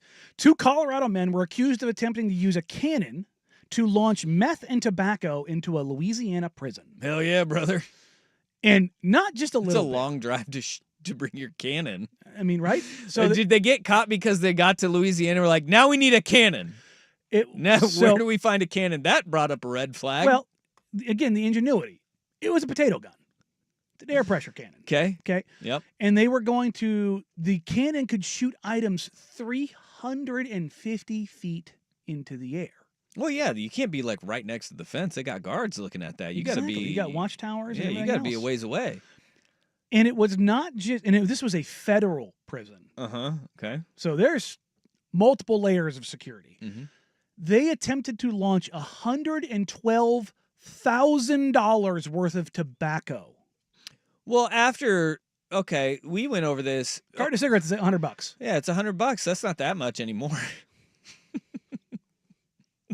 Okay. That's 1,100 cartons of cigarettes. Who's collecting this? They're like, you know what? We're going to do this during yard time. This is going to go over well. A riot definitely isn't going to start over these. And $89,500 worth of meth. I don't even know how much that is. I mean, meth is. But I don't know the pricing of meth. Let's see, my knowledge of meth is from Breaking Bad. Let's see. I'm trying to figure out. $400 for a gram of meth. I still don't know how much is like a gram. Is that like, how big is that? Sometimes how many grams are in a pound? It's 453 grams in a pound. Okay. So, boy, it's a little bit, tiny bit. Okay. Okay. Yep. So doing the math on that, let's see. Doing math. How much is a pound of meth worth? Okay, there we go. Okay, so getting nothing. Okay. Anyways, yeah. Internet doesn't. You need to find the dark web for that math. Yeah, I mean. Okay, go ahead with this story. I'll try to find out how much a pound of meth is. So, the 2 suspects were an 18 and 19-year-old. Okay. So they're facing charges of attempting to introduce contraband into a penal institution and attempting to distribute methamphetamine. So they get tagged on both. I saw their mugshots too, and they look like a couple of guys that would fail at using a cannon to launch drugs into a prison yard. Homeboy's 18 and 19 years old. One of them has a receding hairline already. Yeah, my man. Like he's easy. Sexual harassment. He's 19 going on 35 Sexual right harassment. Now. That's okay. And both of them are definitely struggling with their mustaches. Yeah, they are. Well, sometimes your mustache doesn't come until you're 39. It all happens. right? Sometimes it happens. I just want to take a moment to say, we've been on air for almost 3 years. Uh-huh. Year 2.5. Yeah. Your mustache game is Thanks. Very respectable. Thanks. I appreciate that. It's no longer wispy. Yeah, thank you. I've been working hard on it. It's strong. Yeah, thank you. You have been putting real work into that. Yeah, just not shaving it. Yeah, that's it. 243 pounds of meth is about $2 million. Okay, so that's 243 pounds. 243 pounds is about $2 million. So give or take 200 pounds is that's about $8,000. So it's about a pound of meth. Yeah, is $8,230 is for your pound of meth apparently. No, so it's 10 pounds because $90,000 worth of meth. Oh, 10 pounds. 10 pounds of meth. These guys are morons. Can you imagine shooting a bag? That's a sugar. Two 5-pound bags of sugar. Well, I will say that was back in 2021 when this $2 million meth bust happened. Oh my God! So maybe with inflation, it's about 5 pounds. So one 5-pound bag of sugar worth of meth. How long did they think that they were going to be able to be there for? Were they just sitting there like, you know what? We'll be able to shoot these all day, man. Like, I would love to know the diameter of the cannon. Because Yeah. are we working with 1-inch PVC pipe? Mm. You know what I mean? Yeah. You're just shooting little bags at a time. I mean, you've got to have a fire extinguisher size CO2 cannon to duke. Obviously these guys weren't good at what they did. They got a Gatling gun out there just firing off multiple barrels at the same time. Yeah, I mean, how did they think that this was going to go well for them?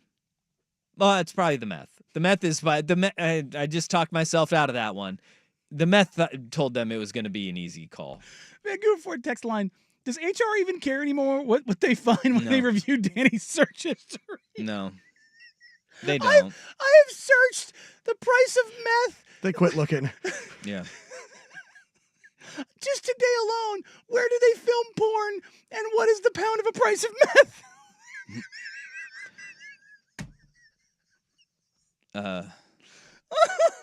Oh, God. Yikes, dog. Yeah. Show research, I swear. That's going to be a tough one to explain.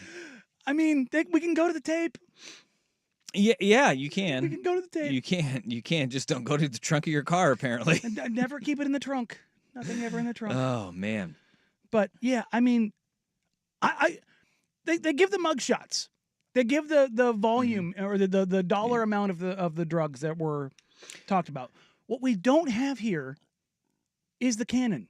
Mm-hmm. I want to see the cannon. Yeah, I do too. I think that these are all We're talking like a potato shooter here. Well, they say it's a potato gun, but I'm still imagining that they have like a World War II cannon, right? Like it's went down to the surplus store. Yeah, they went down to Army surplus. They towed it behind the car from Colorado down to Louisiana, and they were like, you know what? We're just gonna fire up, buddy. And the first big boom happened, and they're like, oh boy. We only got about $2,000 worth of meth over that fence. We got $6,000 more to go. Or how much was it? $89,000. $90,000 worth of meth at $115,000. We got $87,000 more of meth to fire over this thing. I don't think we're gonna get there, Bob. Hopefully they got it wrapped up pretty tight too, so it isn't just exploding right as they fire it. Or birds. Who's collecting this? That's the thing. Runners. I just don't. There's no way that this did not end in anarchy in the prison yard. And it was their one buddy. They were just trying to get their one buddy, get his meth. Well, I don't think. I mean, you're probably talking about a gang controlling an area of the yard. I'll tell you what, those guys, gang affiliated. I would say that they're cartel affiliated. Oh yeah, there you go. There you go. I mean, look, I'm not going to cast aspersions, but the two suspects are Jose Francisco Herrera Munoz and Angel Gonzalez Gutierrez. All right. Just gonna.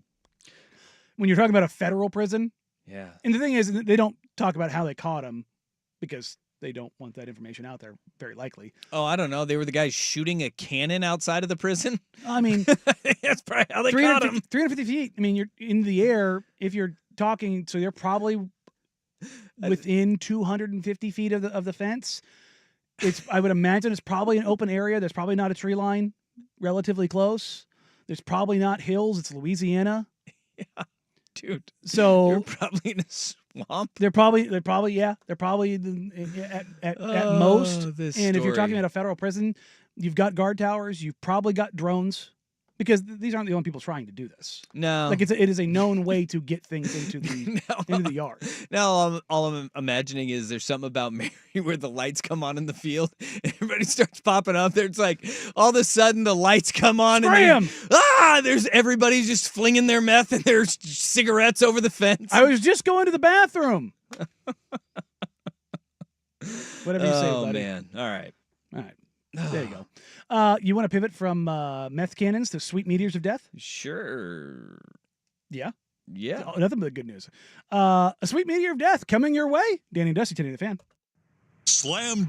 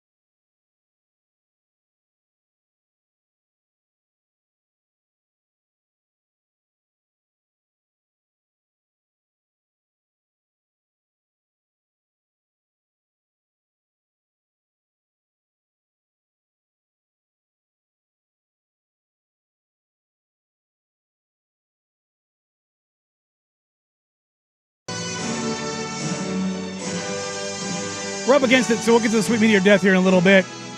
But a reminder, there's still time to enter daily for the Slam Dunk in Vegas contest. Entering is easy. Just download the free Odyssey app, log in, listen to 1080 The Fan or any participating station. Listen each day for a minimum of 1 hour on your daily entry. You're already listening anyways. Listen on the Odyssey app. Do it. The winner of this national contest will receive travel for that's the winner and 3 guests in a 5-night hotel stay at Circa Resort and Casino, Las Vegas' premium sports viewing destination, home of the biggest March Hoops party at Stadium Swim. For those that are not aware of what that is the massive pool outside Circa that has the biggest freaking TV screen you've ever seen alongside a pool. It is the spot for you to go watch that March basketball greatness. You also have $5,000 for each of you to fund the ultimate viewing experience for the first 2 rounds of the college basketball championships. Come back each day and listen for another hour to add another chance to win. For more info, go to 1080thefan.com. Coming up in hour number 3, bullygate. It was all a lie. Danny and Dusty, 1080 The Fan.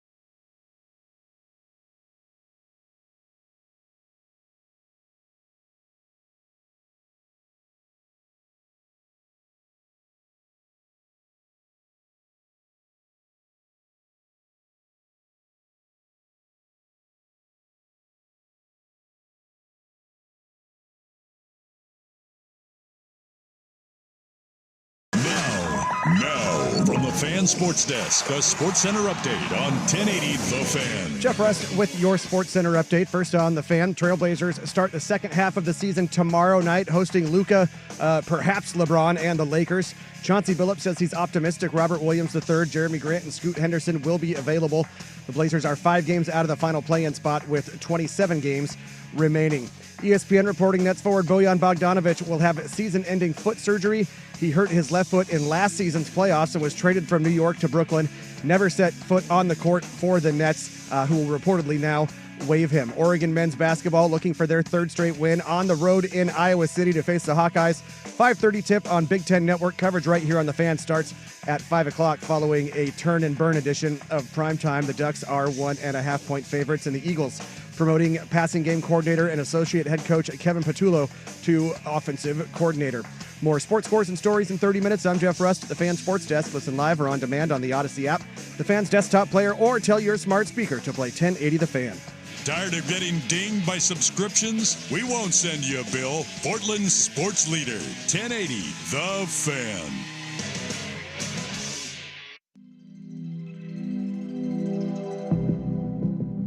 Danny Meringue. Dusty Bun? Dusty Hera. I've been really busy.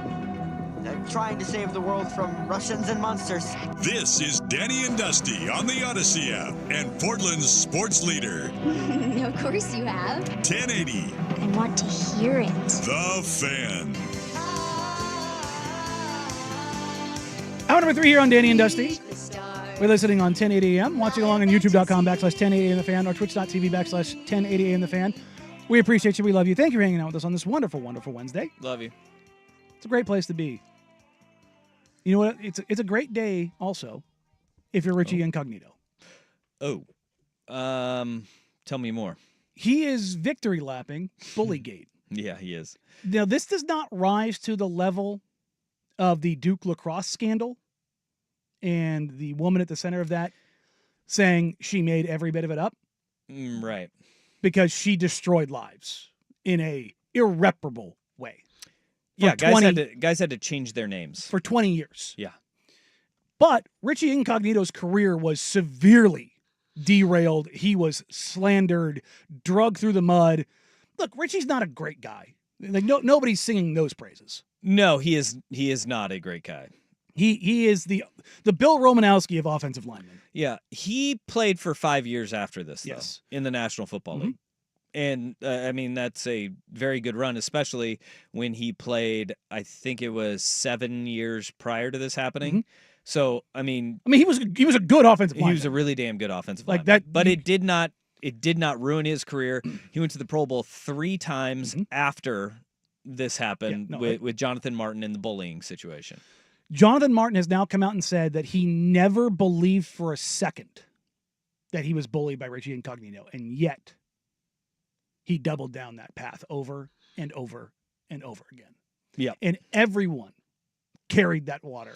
The biggest news brokers in the world, including Adam Schefter, were driving this narrative home against Richie Incognito, and Richie Incognito has basically spent the last 4 days quote tweeting and bashing every single one of those reporters. Now, this is such a delicate situation here because, one, there's Richie Incognito's past, which cannot be ignored. No. Right? Like, he is, when I say past, prior to the Jonathan Martin situation happening. Okay? There is also things that have happened after Richie Incognito's career. Remember it was like a baseball bat to a Ferrari or something? The guy is a little bit... The use of the N-bomb. Unstable. But in this, when you sit there and you say the reporters and what they were looking at what was being fed to them from Jonathan Martin, his lawyer, and his agent, which were, I mean, when you think of bullying, I think on the outside, you would say, 100%, this is bullying. Because he would use the N-word in text messages that were provided to all of these newsbreakers saying, I'm going to get you, I'm going to make you pay you. Yeah. And it was something where you read it and you went, oh boy, okay. But there's also, in something that Richie Incognito always said was, like, I never felt like that like I was crossing the line with him. That seems like a miss on his part. But he was like, no, we would go out and we would do things together. And I never thought that it was to this point. Boy.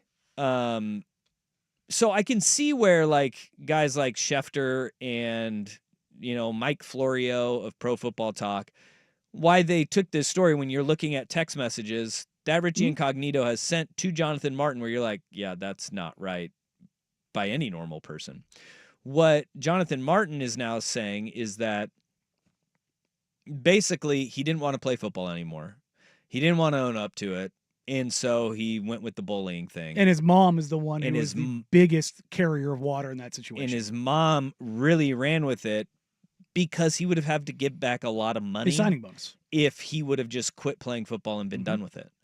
And to drag somebody through the mud and like he did with Richie Incognito because you just didn't want to play football anymore, that is not okay. But for Richie Incognito, he's not the way that he was talking, it's like Richie Incognito wants to be put on this pedestal of, look at, he's a great guy. He's not. No. But there was actual harm too. Richie Incognito was put on indefinite suspension at the end of 2013 and did not play in 2014. Missed a whole year. He missed probably $8 million worth of revenue. Yep. Like that's not and nothing. He had to play on a bargain contract. Dirt cheap contract just to get back in the league, but he was good enough. And also, like, and this is part of the messy part about it too, is that there were people in the league that knew that it was, and even when all of this was going on, there was a steady trickle of people who'd be like, look, people in Miami are even saying it wasn't as bad as what Jonathan Martin's making it sound. But then a text message would surface calling him the N-word, and everybody's like, yeah, no, that looks as bad as what people are saying. Yeah. And so, like, I can see how the newsbreakers and the reporters took it to where it was. Where they missed it was, how many other people did they talk to in that locker room? They got the message that they wanted to hear. And that's the thing. That right there is where they are at fault. Because it becomes salacious and and again, think about the time period this happened in. This is the explosion of social media, 2013. Yep. This is when Schefter and Woj and Florio, the people that are at the tops of their games, came to prominence. And it was carrying these narratives. Yeah. Yeah. And the narrative was very easy to carry, though. It was. And Richie he did not make it difficult for them to carry it. And right now, he is, I loved it. It says, somebody said, Richie's doing victory laps right now, and you can't blame him. He said, I'm not doing victory laps. I'm just saying, I just want everybody to know I was right. I'm like, dude, that's a victory lap. And right now, I don't blame you for taking the victory laps over guys like Schefter and Florio for how heavy-handed they were towards you. And really the NFL too, because, the Ted Wells report, remember that was a 144-page document. And boy, it was pretty damning against Richie Incognito too.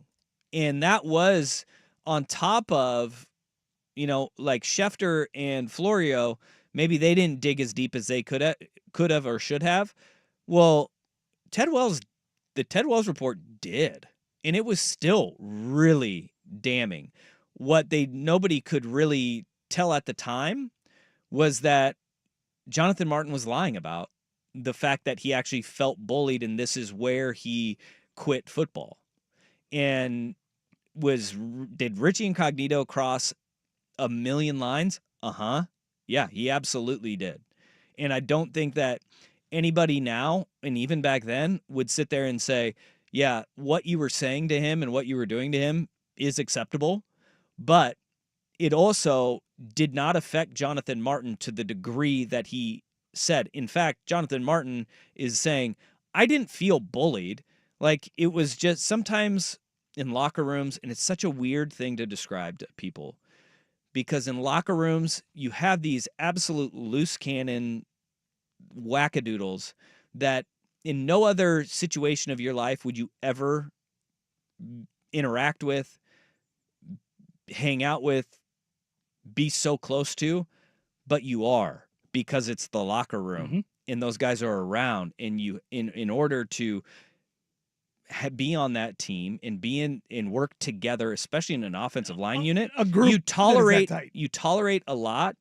And what Richie Incognito has been saying is, I was doing it in love. Well, dude, some of that stuff you just don't say, man. Like you just don't do it. But he did, and what Jonathan Martin is now admitting to is, yeah, I understood that aspect of it, and I didn't feel bullied. But I didn't want to play football anymore, and I didn't want to give him my money, so Richie Incognito was a fall guy. Richie Incognito retweeted this from Ryan Clark. I think it's to your point of him not being a good guy, but it's kind of like the crux of the issue. This is from Ryan Clark. Jonathan Martin struggled with his mental health during events detailed in the Wells Bullygate report. He wasn't strong to handle the environment of the Miami Dolphins locker room. He no longer wants to be a 300-pounder who was bullied out of the NFL. He wants his name back, but some labels are forever, like bully, even racist. Ones that took a year and a half from Richie Incognito's career. Maybe if Martin spoke up, neither would need a reprieve. Everyone lost here. I'd never absolve Incognito. Again, Richie Incognito retweeted this. I'd never absolve Incognito. Reading the transcript of his profanity-laced and racist voicemail to Martin certainly pissed me off. He was an a-hole. I've been one too, but he punched down on Martin. That's not a leader nor a friend, nor the mentor he claimed to be. He is a bully. Jonathan Martin lied about feeling bullied, though. Yes. Both things can exist. Yeah. It's an interesting, it's not revisionist history, because that's not what it is. It's being revisited because the target of this is admitting that he lied. Yeah. Bold. And bold-faced lie. P1 Jordan points out, like, ultimately Jonathan Martin was the bully. It's just not usually the case that a total piece of crap person is the victim. Yeah.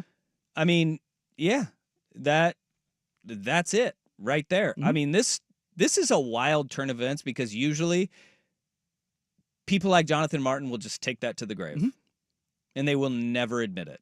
And that burden that he is holding is obviously a massive weight because of how wild it got. Like, he probably just said it at first and wanted it to be swept under the rug, and then it was a wildfire. And then it became a wildfire, and it spread way too much. I mean, neither one of these guys are good guys. No.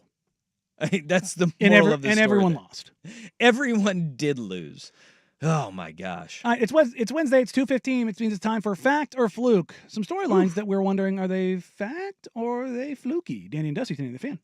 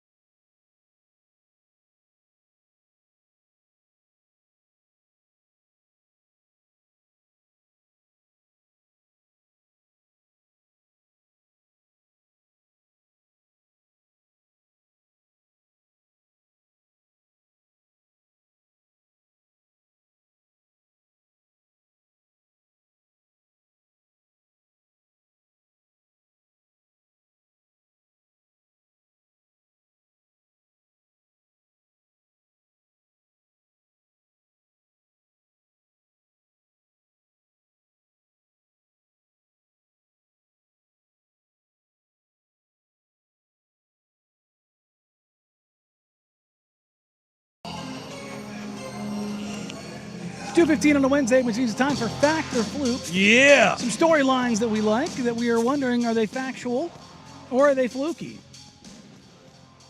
This first one, we both had the same exact reaction, I think, when we saw it. Fact or fluke, it was offsides for the mayor of Seattle to fake an NBA announcement.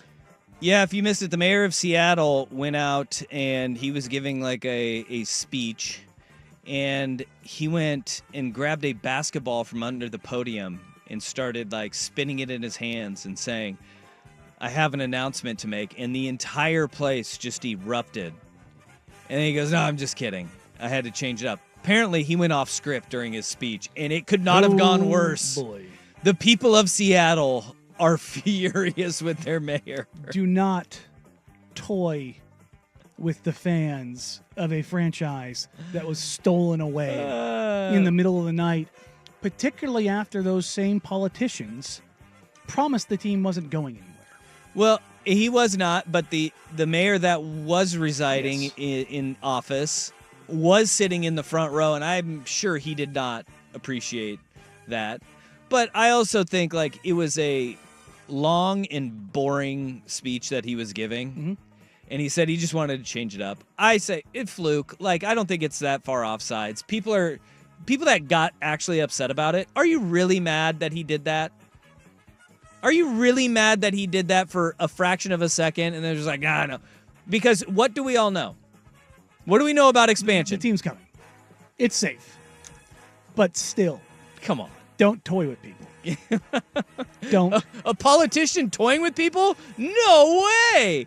This is the on the scale of politicians screwing with people, this is so far down the list. I'll just say it's not a good look. Because right now, you know what people are talking about? That clip and not anything else he was talking about. Yeah. Hey, we know who the mayor of Seattle is now. Tough place to be. All right. Fact or fluke, parity in baseball is a bigger issue than in the NBA. We have spring training. Camps are underway. Pitchers and catchers have reported. We now have players reporting. Baseball's being played tomorrow. Yeah, and I'll tell you what.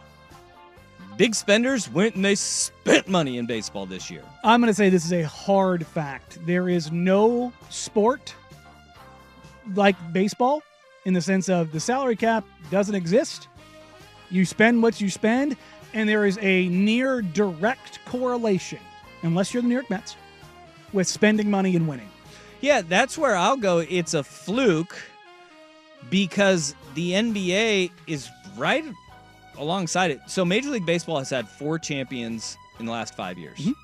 The NBA has had 5 champions in the last 5 years. Both have had 8 teams play for championships. Baseball, you've had some teams that aren't the biggest spenders, and obviously the ones that are the biggest spenders that are there.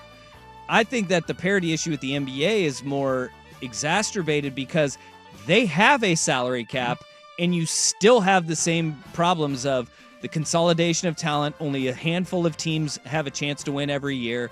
And I think that's a bigger issue in a capped league because in baseball, at least you could say, you want to win? Go pay the money. Go pay the freight. And there's teams that just opt not to do that. In the NBA, unless you get a star and you get lucky, if you're Portland, if you're Oklahoma City, if you're Milwaukee, if you're Detroit even, like you have major cities and smaller markets that if you don't have the star, you're screwed. It's an interesting point, and I'm not necessarily going to argue against it, but I am in a sense of that's more of a singular player can be more disruptive in basketball than they can in baseball. But where do those guys usually end up? Historically, they've ended up on the coasts. In the major markets. Boston and LA. Boston, LA. That's why they both have 18 titles. Miami. Like, in that, that's where I think that is where the issue is. In the NBA, we've talked about player empowerment and how it has been to a detriment to the league. There's a lot of movement in baseball. Yeah. Including the biggest star in baseball staying in the same city but playing for a different town because of winning and money.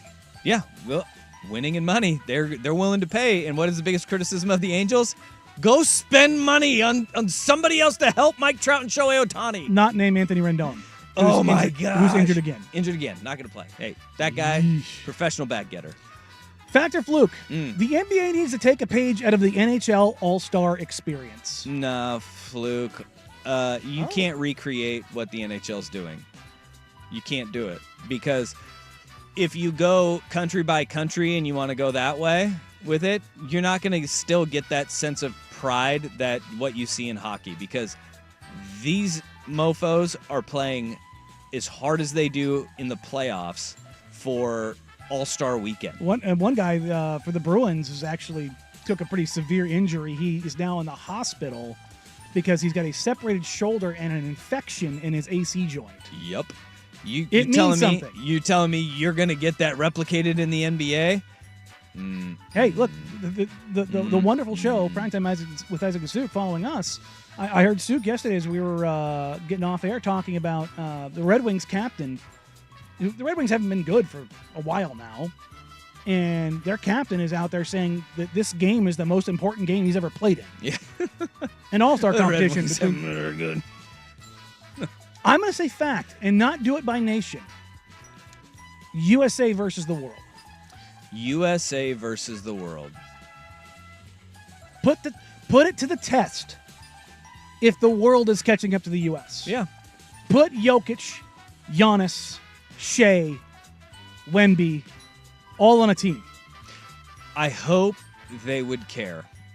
That's the biggest problem with the NBA, though, is that, like, they've tried everything to see if guys care.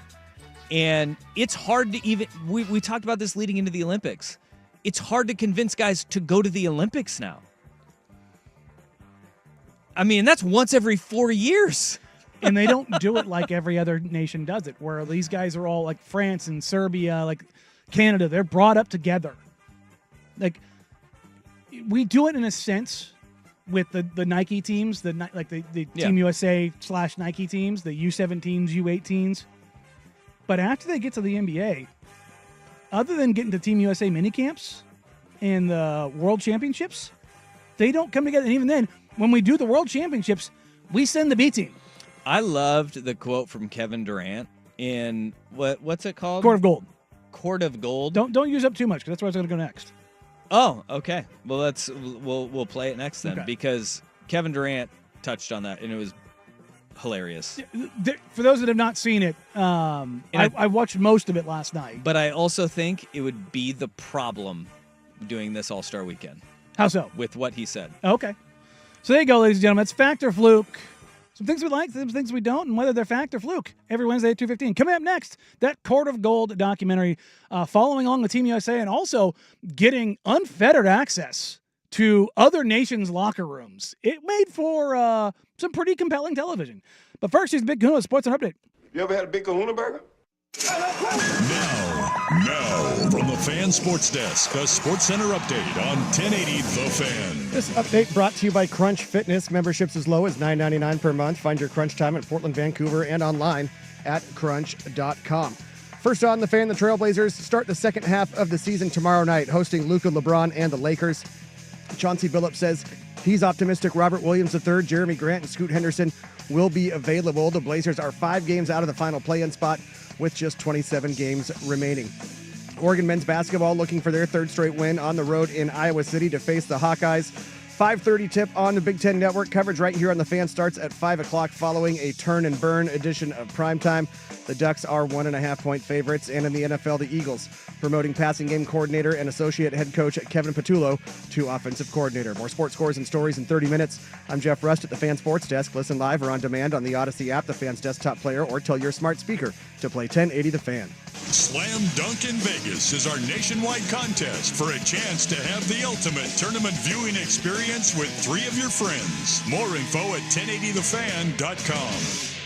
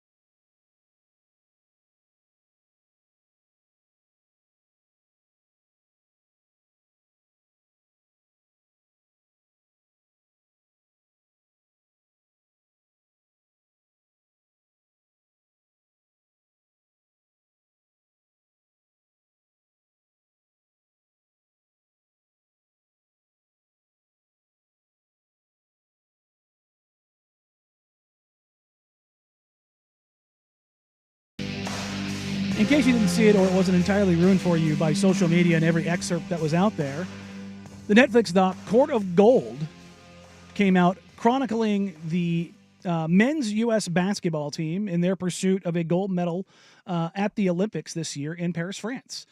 And the camera crew had, again, unfettered access. And you get behind the scenes stuff that you don't normally get to see, like the inside of Serbia's locker room after Kevin Durant went 5 of 5 and had 21 points in the first half against Serbia. And Nikola Jokic is berating Bogdan Bogdanovic by saying, if you see Bam Adebayo with the ball and Kevin Durant is 5 of 5 from 3, leave Bam Adebayo alone and get to Kevin freaking Durant. What are you doing? Yeah, the coach coming in and dressing him down and just screaming at him too was fantastic. Serbia's coach, he just yelled the entire time. He MF'd him like, it's my fault. Yeah. Apparently I'm an idiot for thinking you would be able to figure this out. He said we have like a ghost guarding Kevin Durant out there. I mean, it was a vicious takedown, and you saw there was some stuff that leaked out ahead of it from France's national team as it pertains to Evan Fournier about how their togetherness. Yeah, well, this is why I don't think you'll get the passion in a USA versus the World All-Star game in the NBA, because Evan Fournier, do not Google, never great Google. nickname. His explanation and then Kevin Durant's response, I just love this so much. We definitely have an advantage. We know each other. We've played together for 10 plus years. We have training camps every summer. These guys don't. These guys just show up for 3 weeks and just go play, right? It's extremely hard to create a team and create chemistry like that. And I think that's their biggest disadvantage. And that's always a challenge for them. I could play together every day for the last 5 years. That ain't gonna help you. That chemistry gonna help you when you got guard stuff. So whoever talking, man, especially French, man, just play the games, man. We ain't talking about y'all. We respecting what y'all doing over there, bro. Play the games, bro.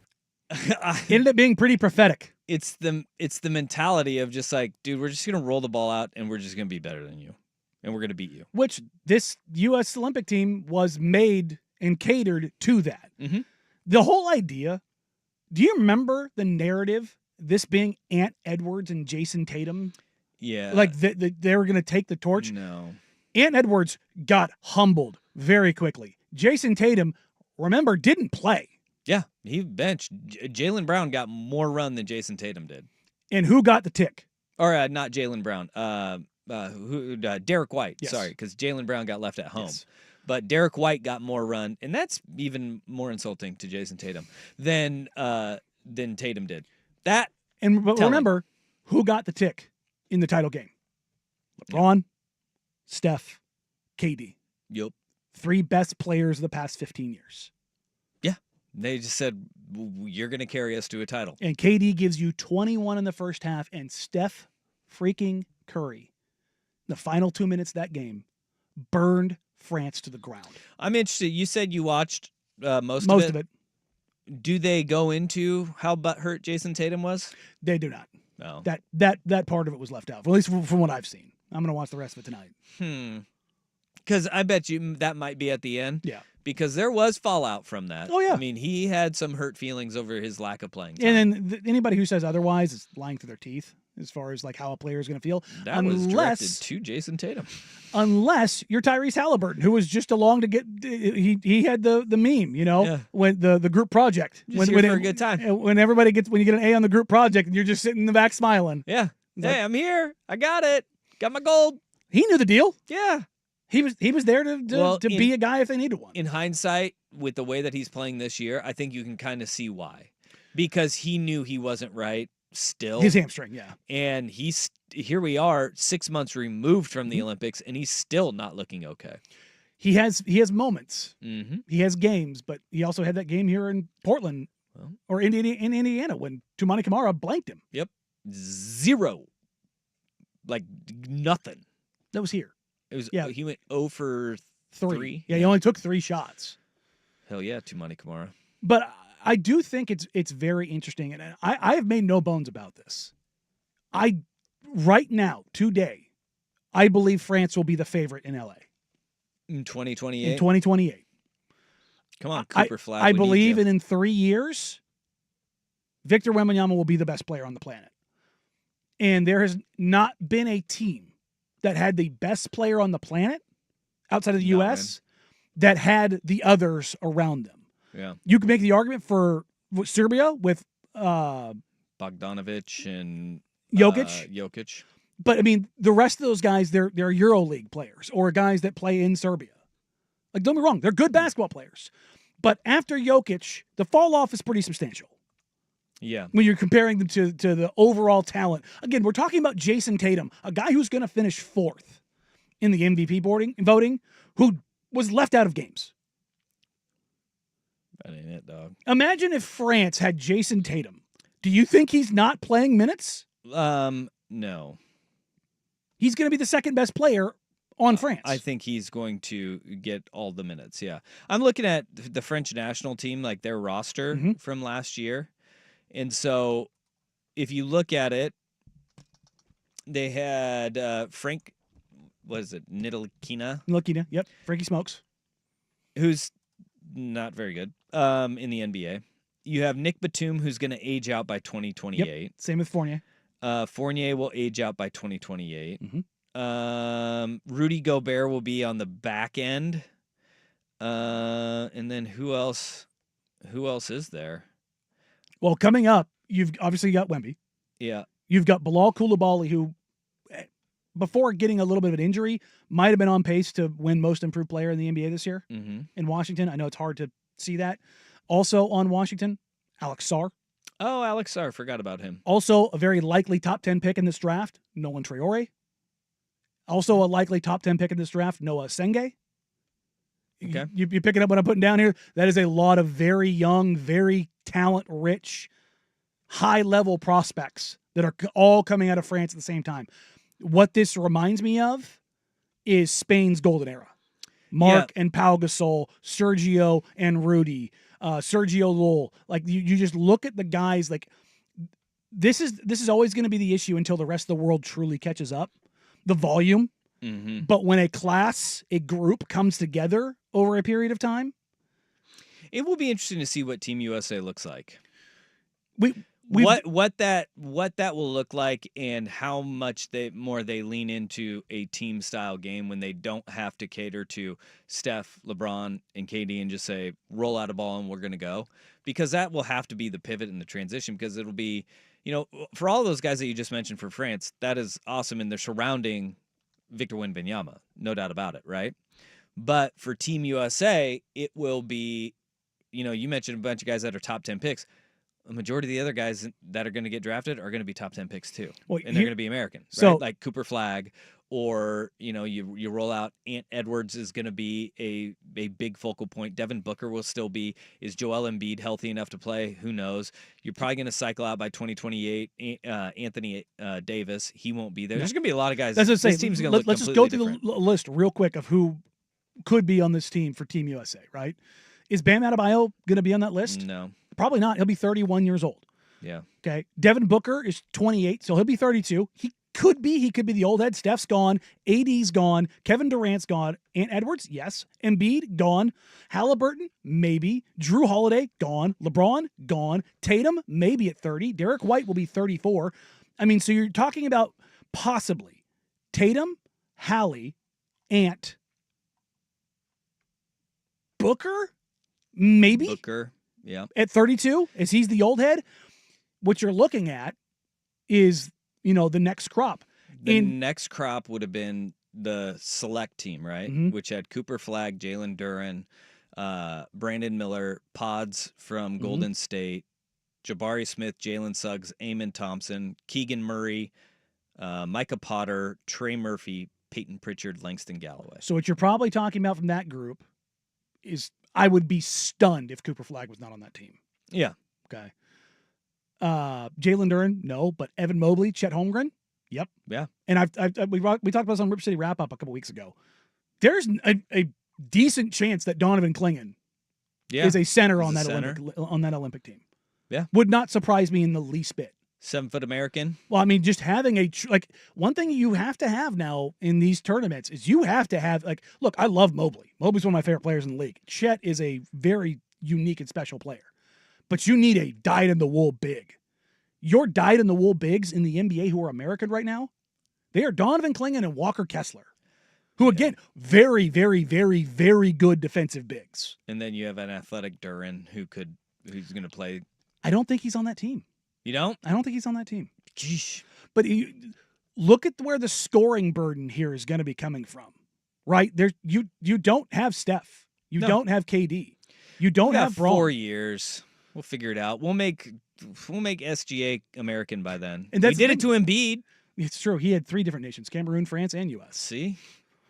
We'll find somebody. But it gets very interesting. It's going to be a transitionary period for the U.S. You are not going to be able to call on Captain America and LeBron James and Steph and KD. No.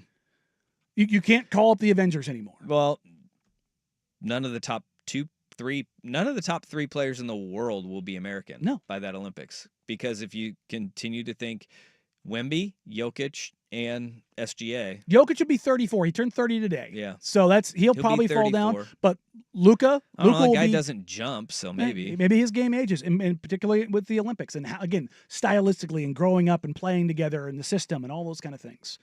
But the U.S. won't be able to just fall back on top 10. I don't think people truly understand greatness and the level of greatness that we have in the NBA on Team USA side right now. Really good. LeBron, Steph, and KD are 3 active top 10 players. That's not going to be the case when we get to the next Olympic cycle. No, we got 4 years figured out. We'll be fine. We'll be fine. All right, coming up next, we'll wrap up today's show with the old sweet meteor of death. American arrogance is going to reign through. We're going to win. It's going to suffer. We're going to win. Danny No, Dustin, it's not.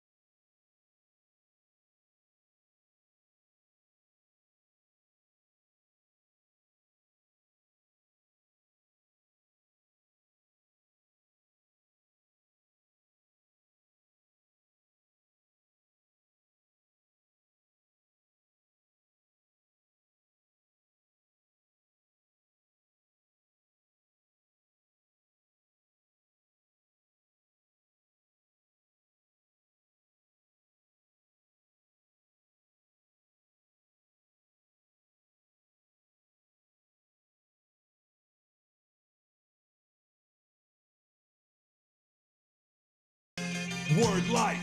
Have you just had enough of everything? Well, you have a 3.1% chance of the sweet meteor of death hitting the Earth in 2032. Well, if we lose the Olympics in 2028, what's the point of having the Olympics 4 years later? Not only that, they just ruled that the World Cup in 2034 will be alcohol-free. What? Because it's taking place in the kingdom. No. Yes. Good luck keeping all of the Euros sober during that. Yeah, remember they tried to do that in Qatar? Yeah. Didn't go well. Didn't go well. The 3.1%, while it might not sound that big, it is the highest reported likelihood of an asteroid hitting the planet all time. And we're not talking about an asteroid the size of a Volkswagen. No. Now, here's the thing. I've done some reading up on this here asteroid. And the sweet meteor of death? Terrifying. We can just send Bruce Willis up to drill it, put a bomb in there and blow this thing up. But these NASA guys, they're really smart. They've already kind of pinpointed this thing, by the way. 2030 is if it comes into our atmosphere. 2030 is when this is going to happen. They say they can already kind of tell where it would come in the pathway. The pathing, yeah. We're fine. Yeah. We're fine. You're thinking like along the equator. Bogota, Mumbai, Dhaka. There's a lot of places that are not the United States. Not to say that this would not be significant, but they're saying if it hits in a city, you're talking about explosion 500 times the Hiroshima bomb. An explosive radius, yeah. 500 times Hiroshima.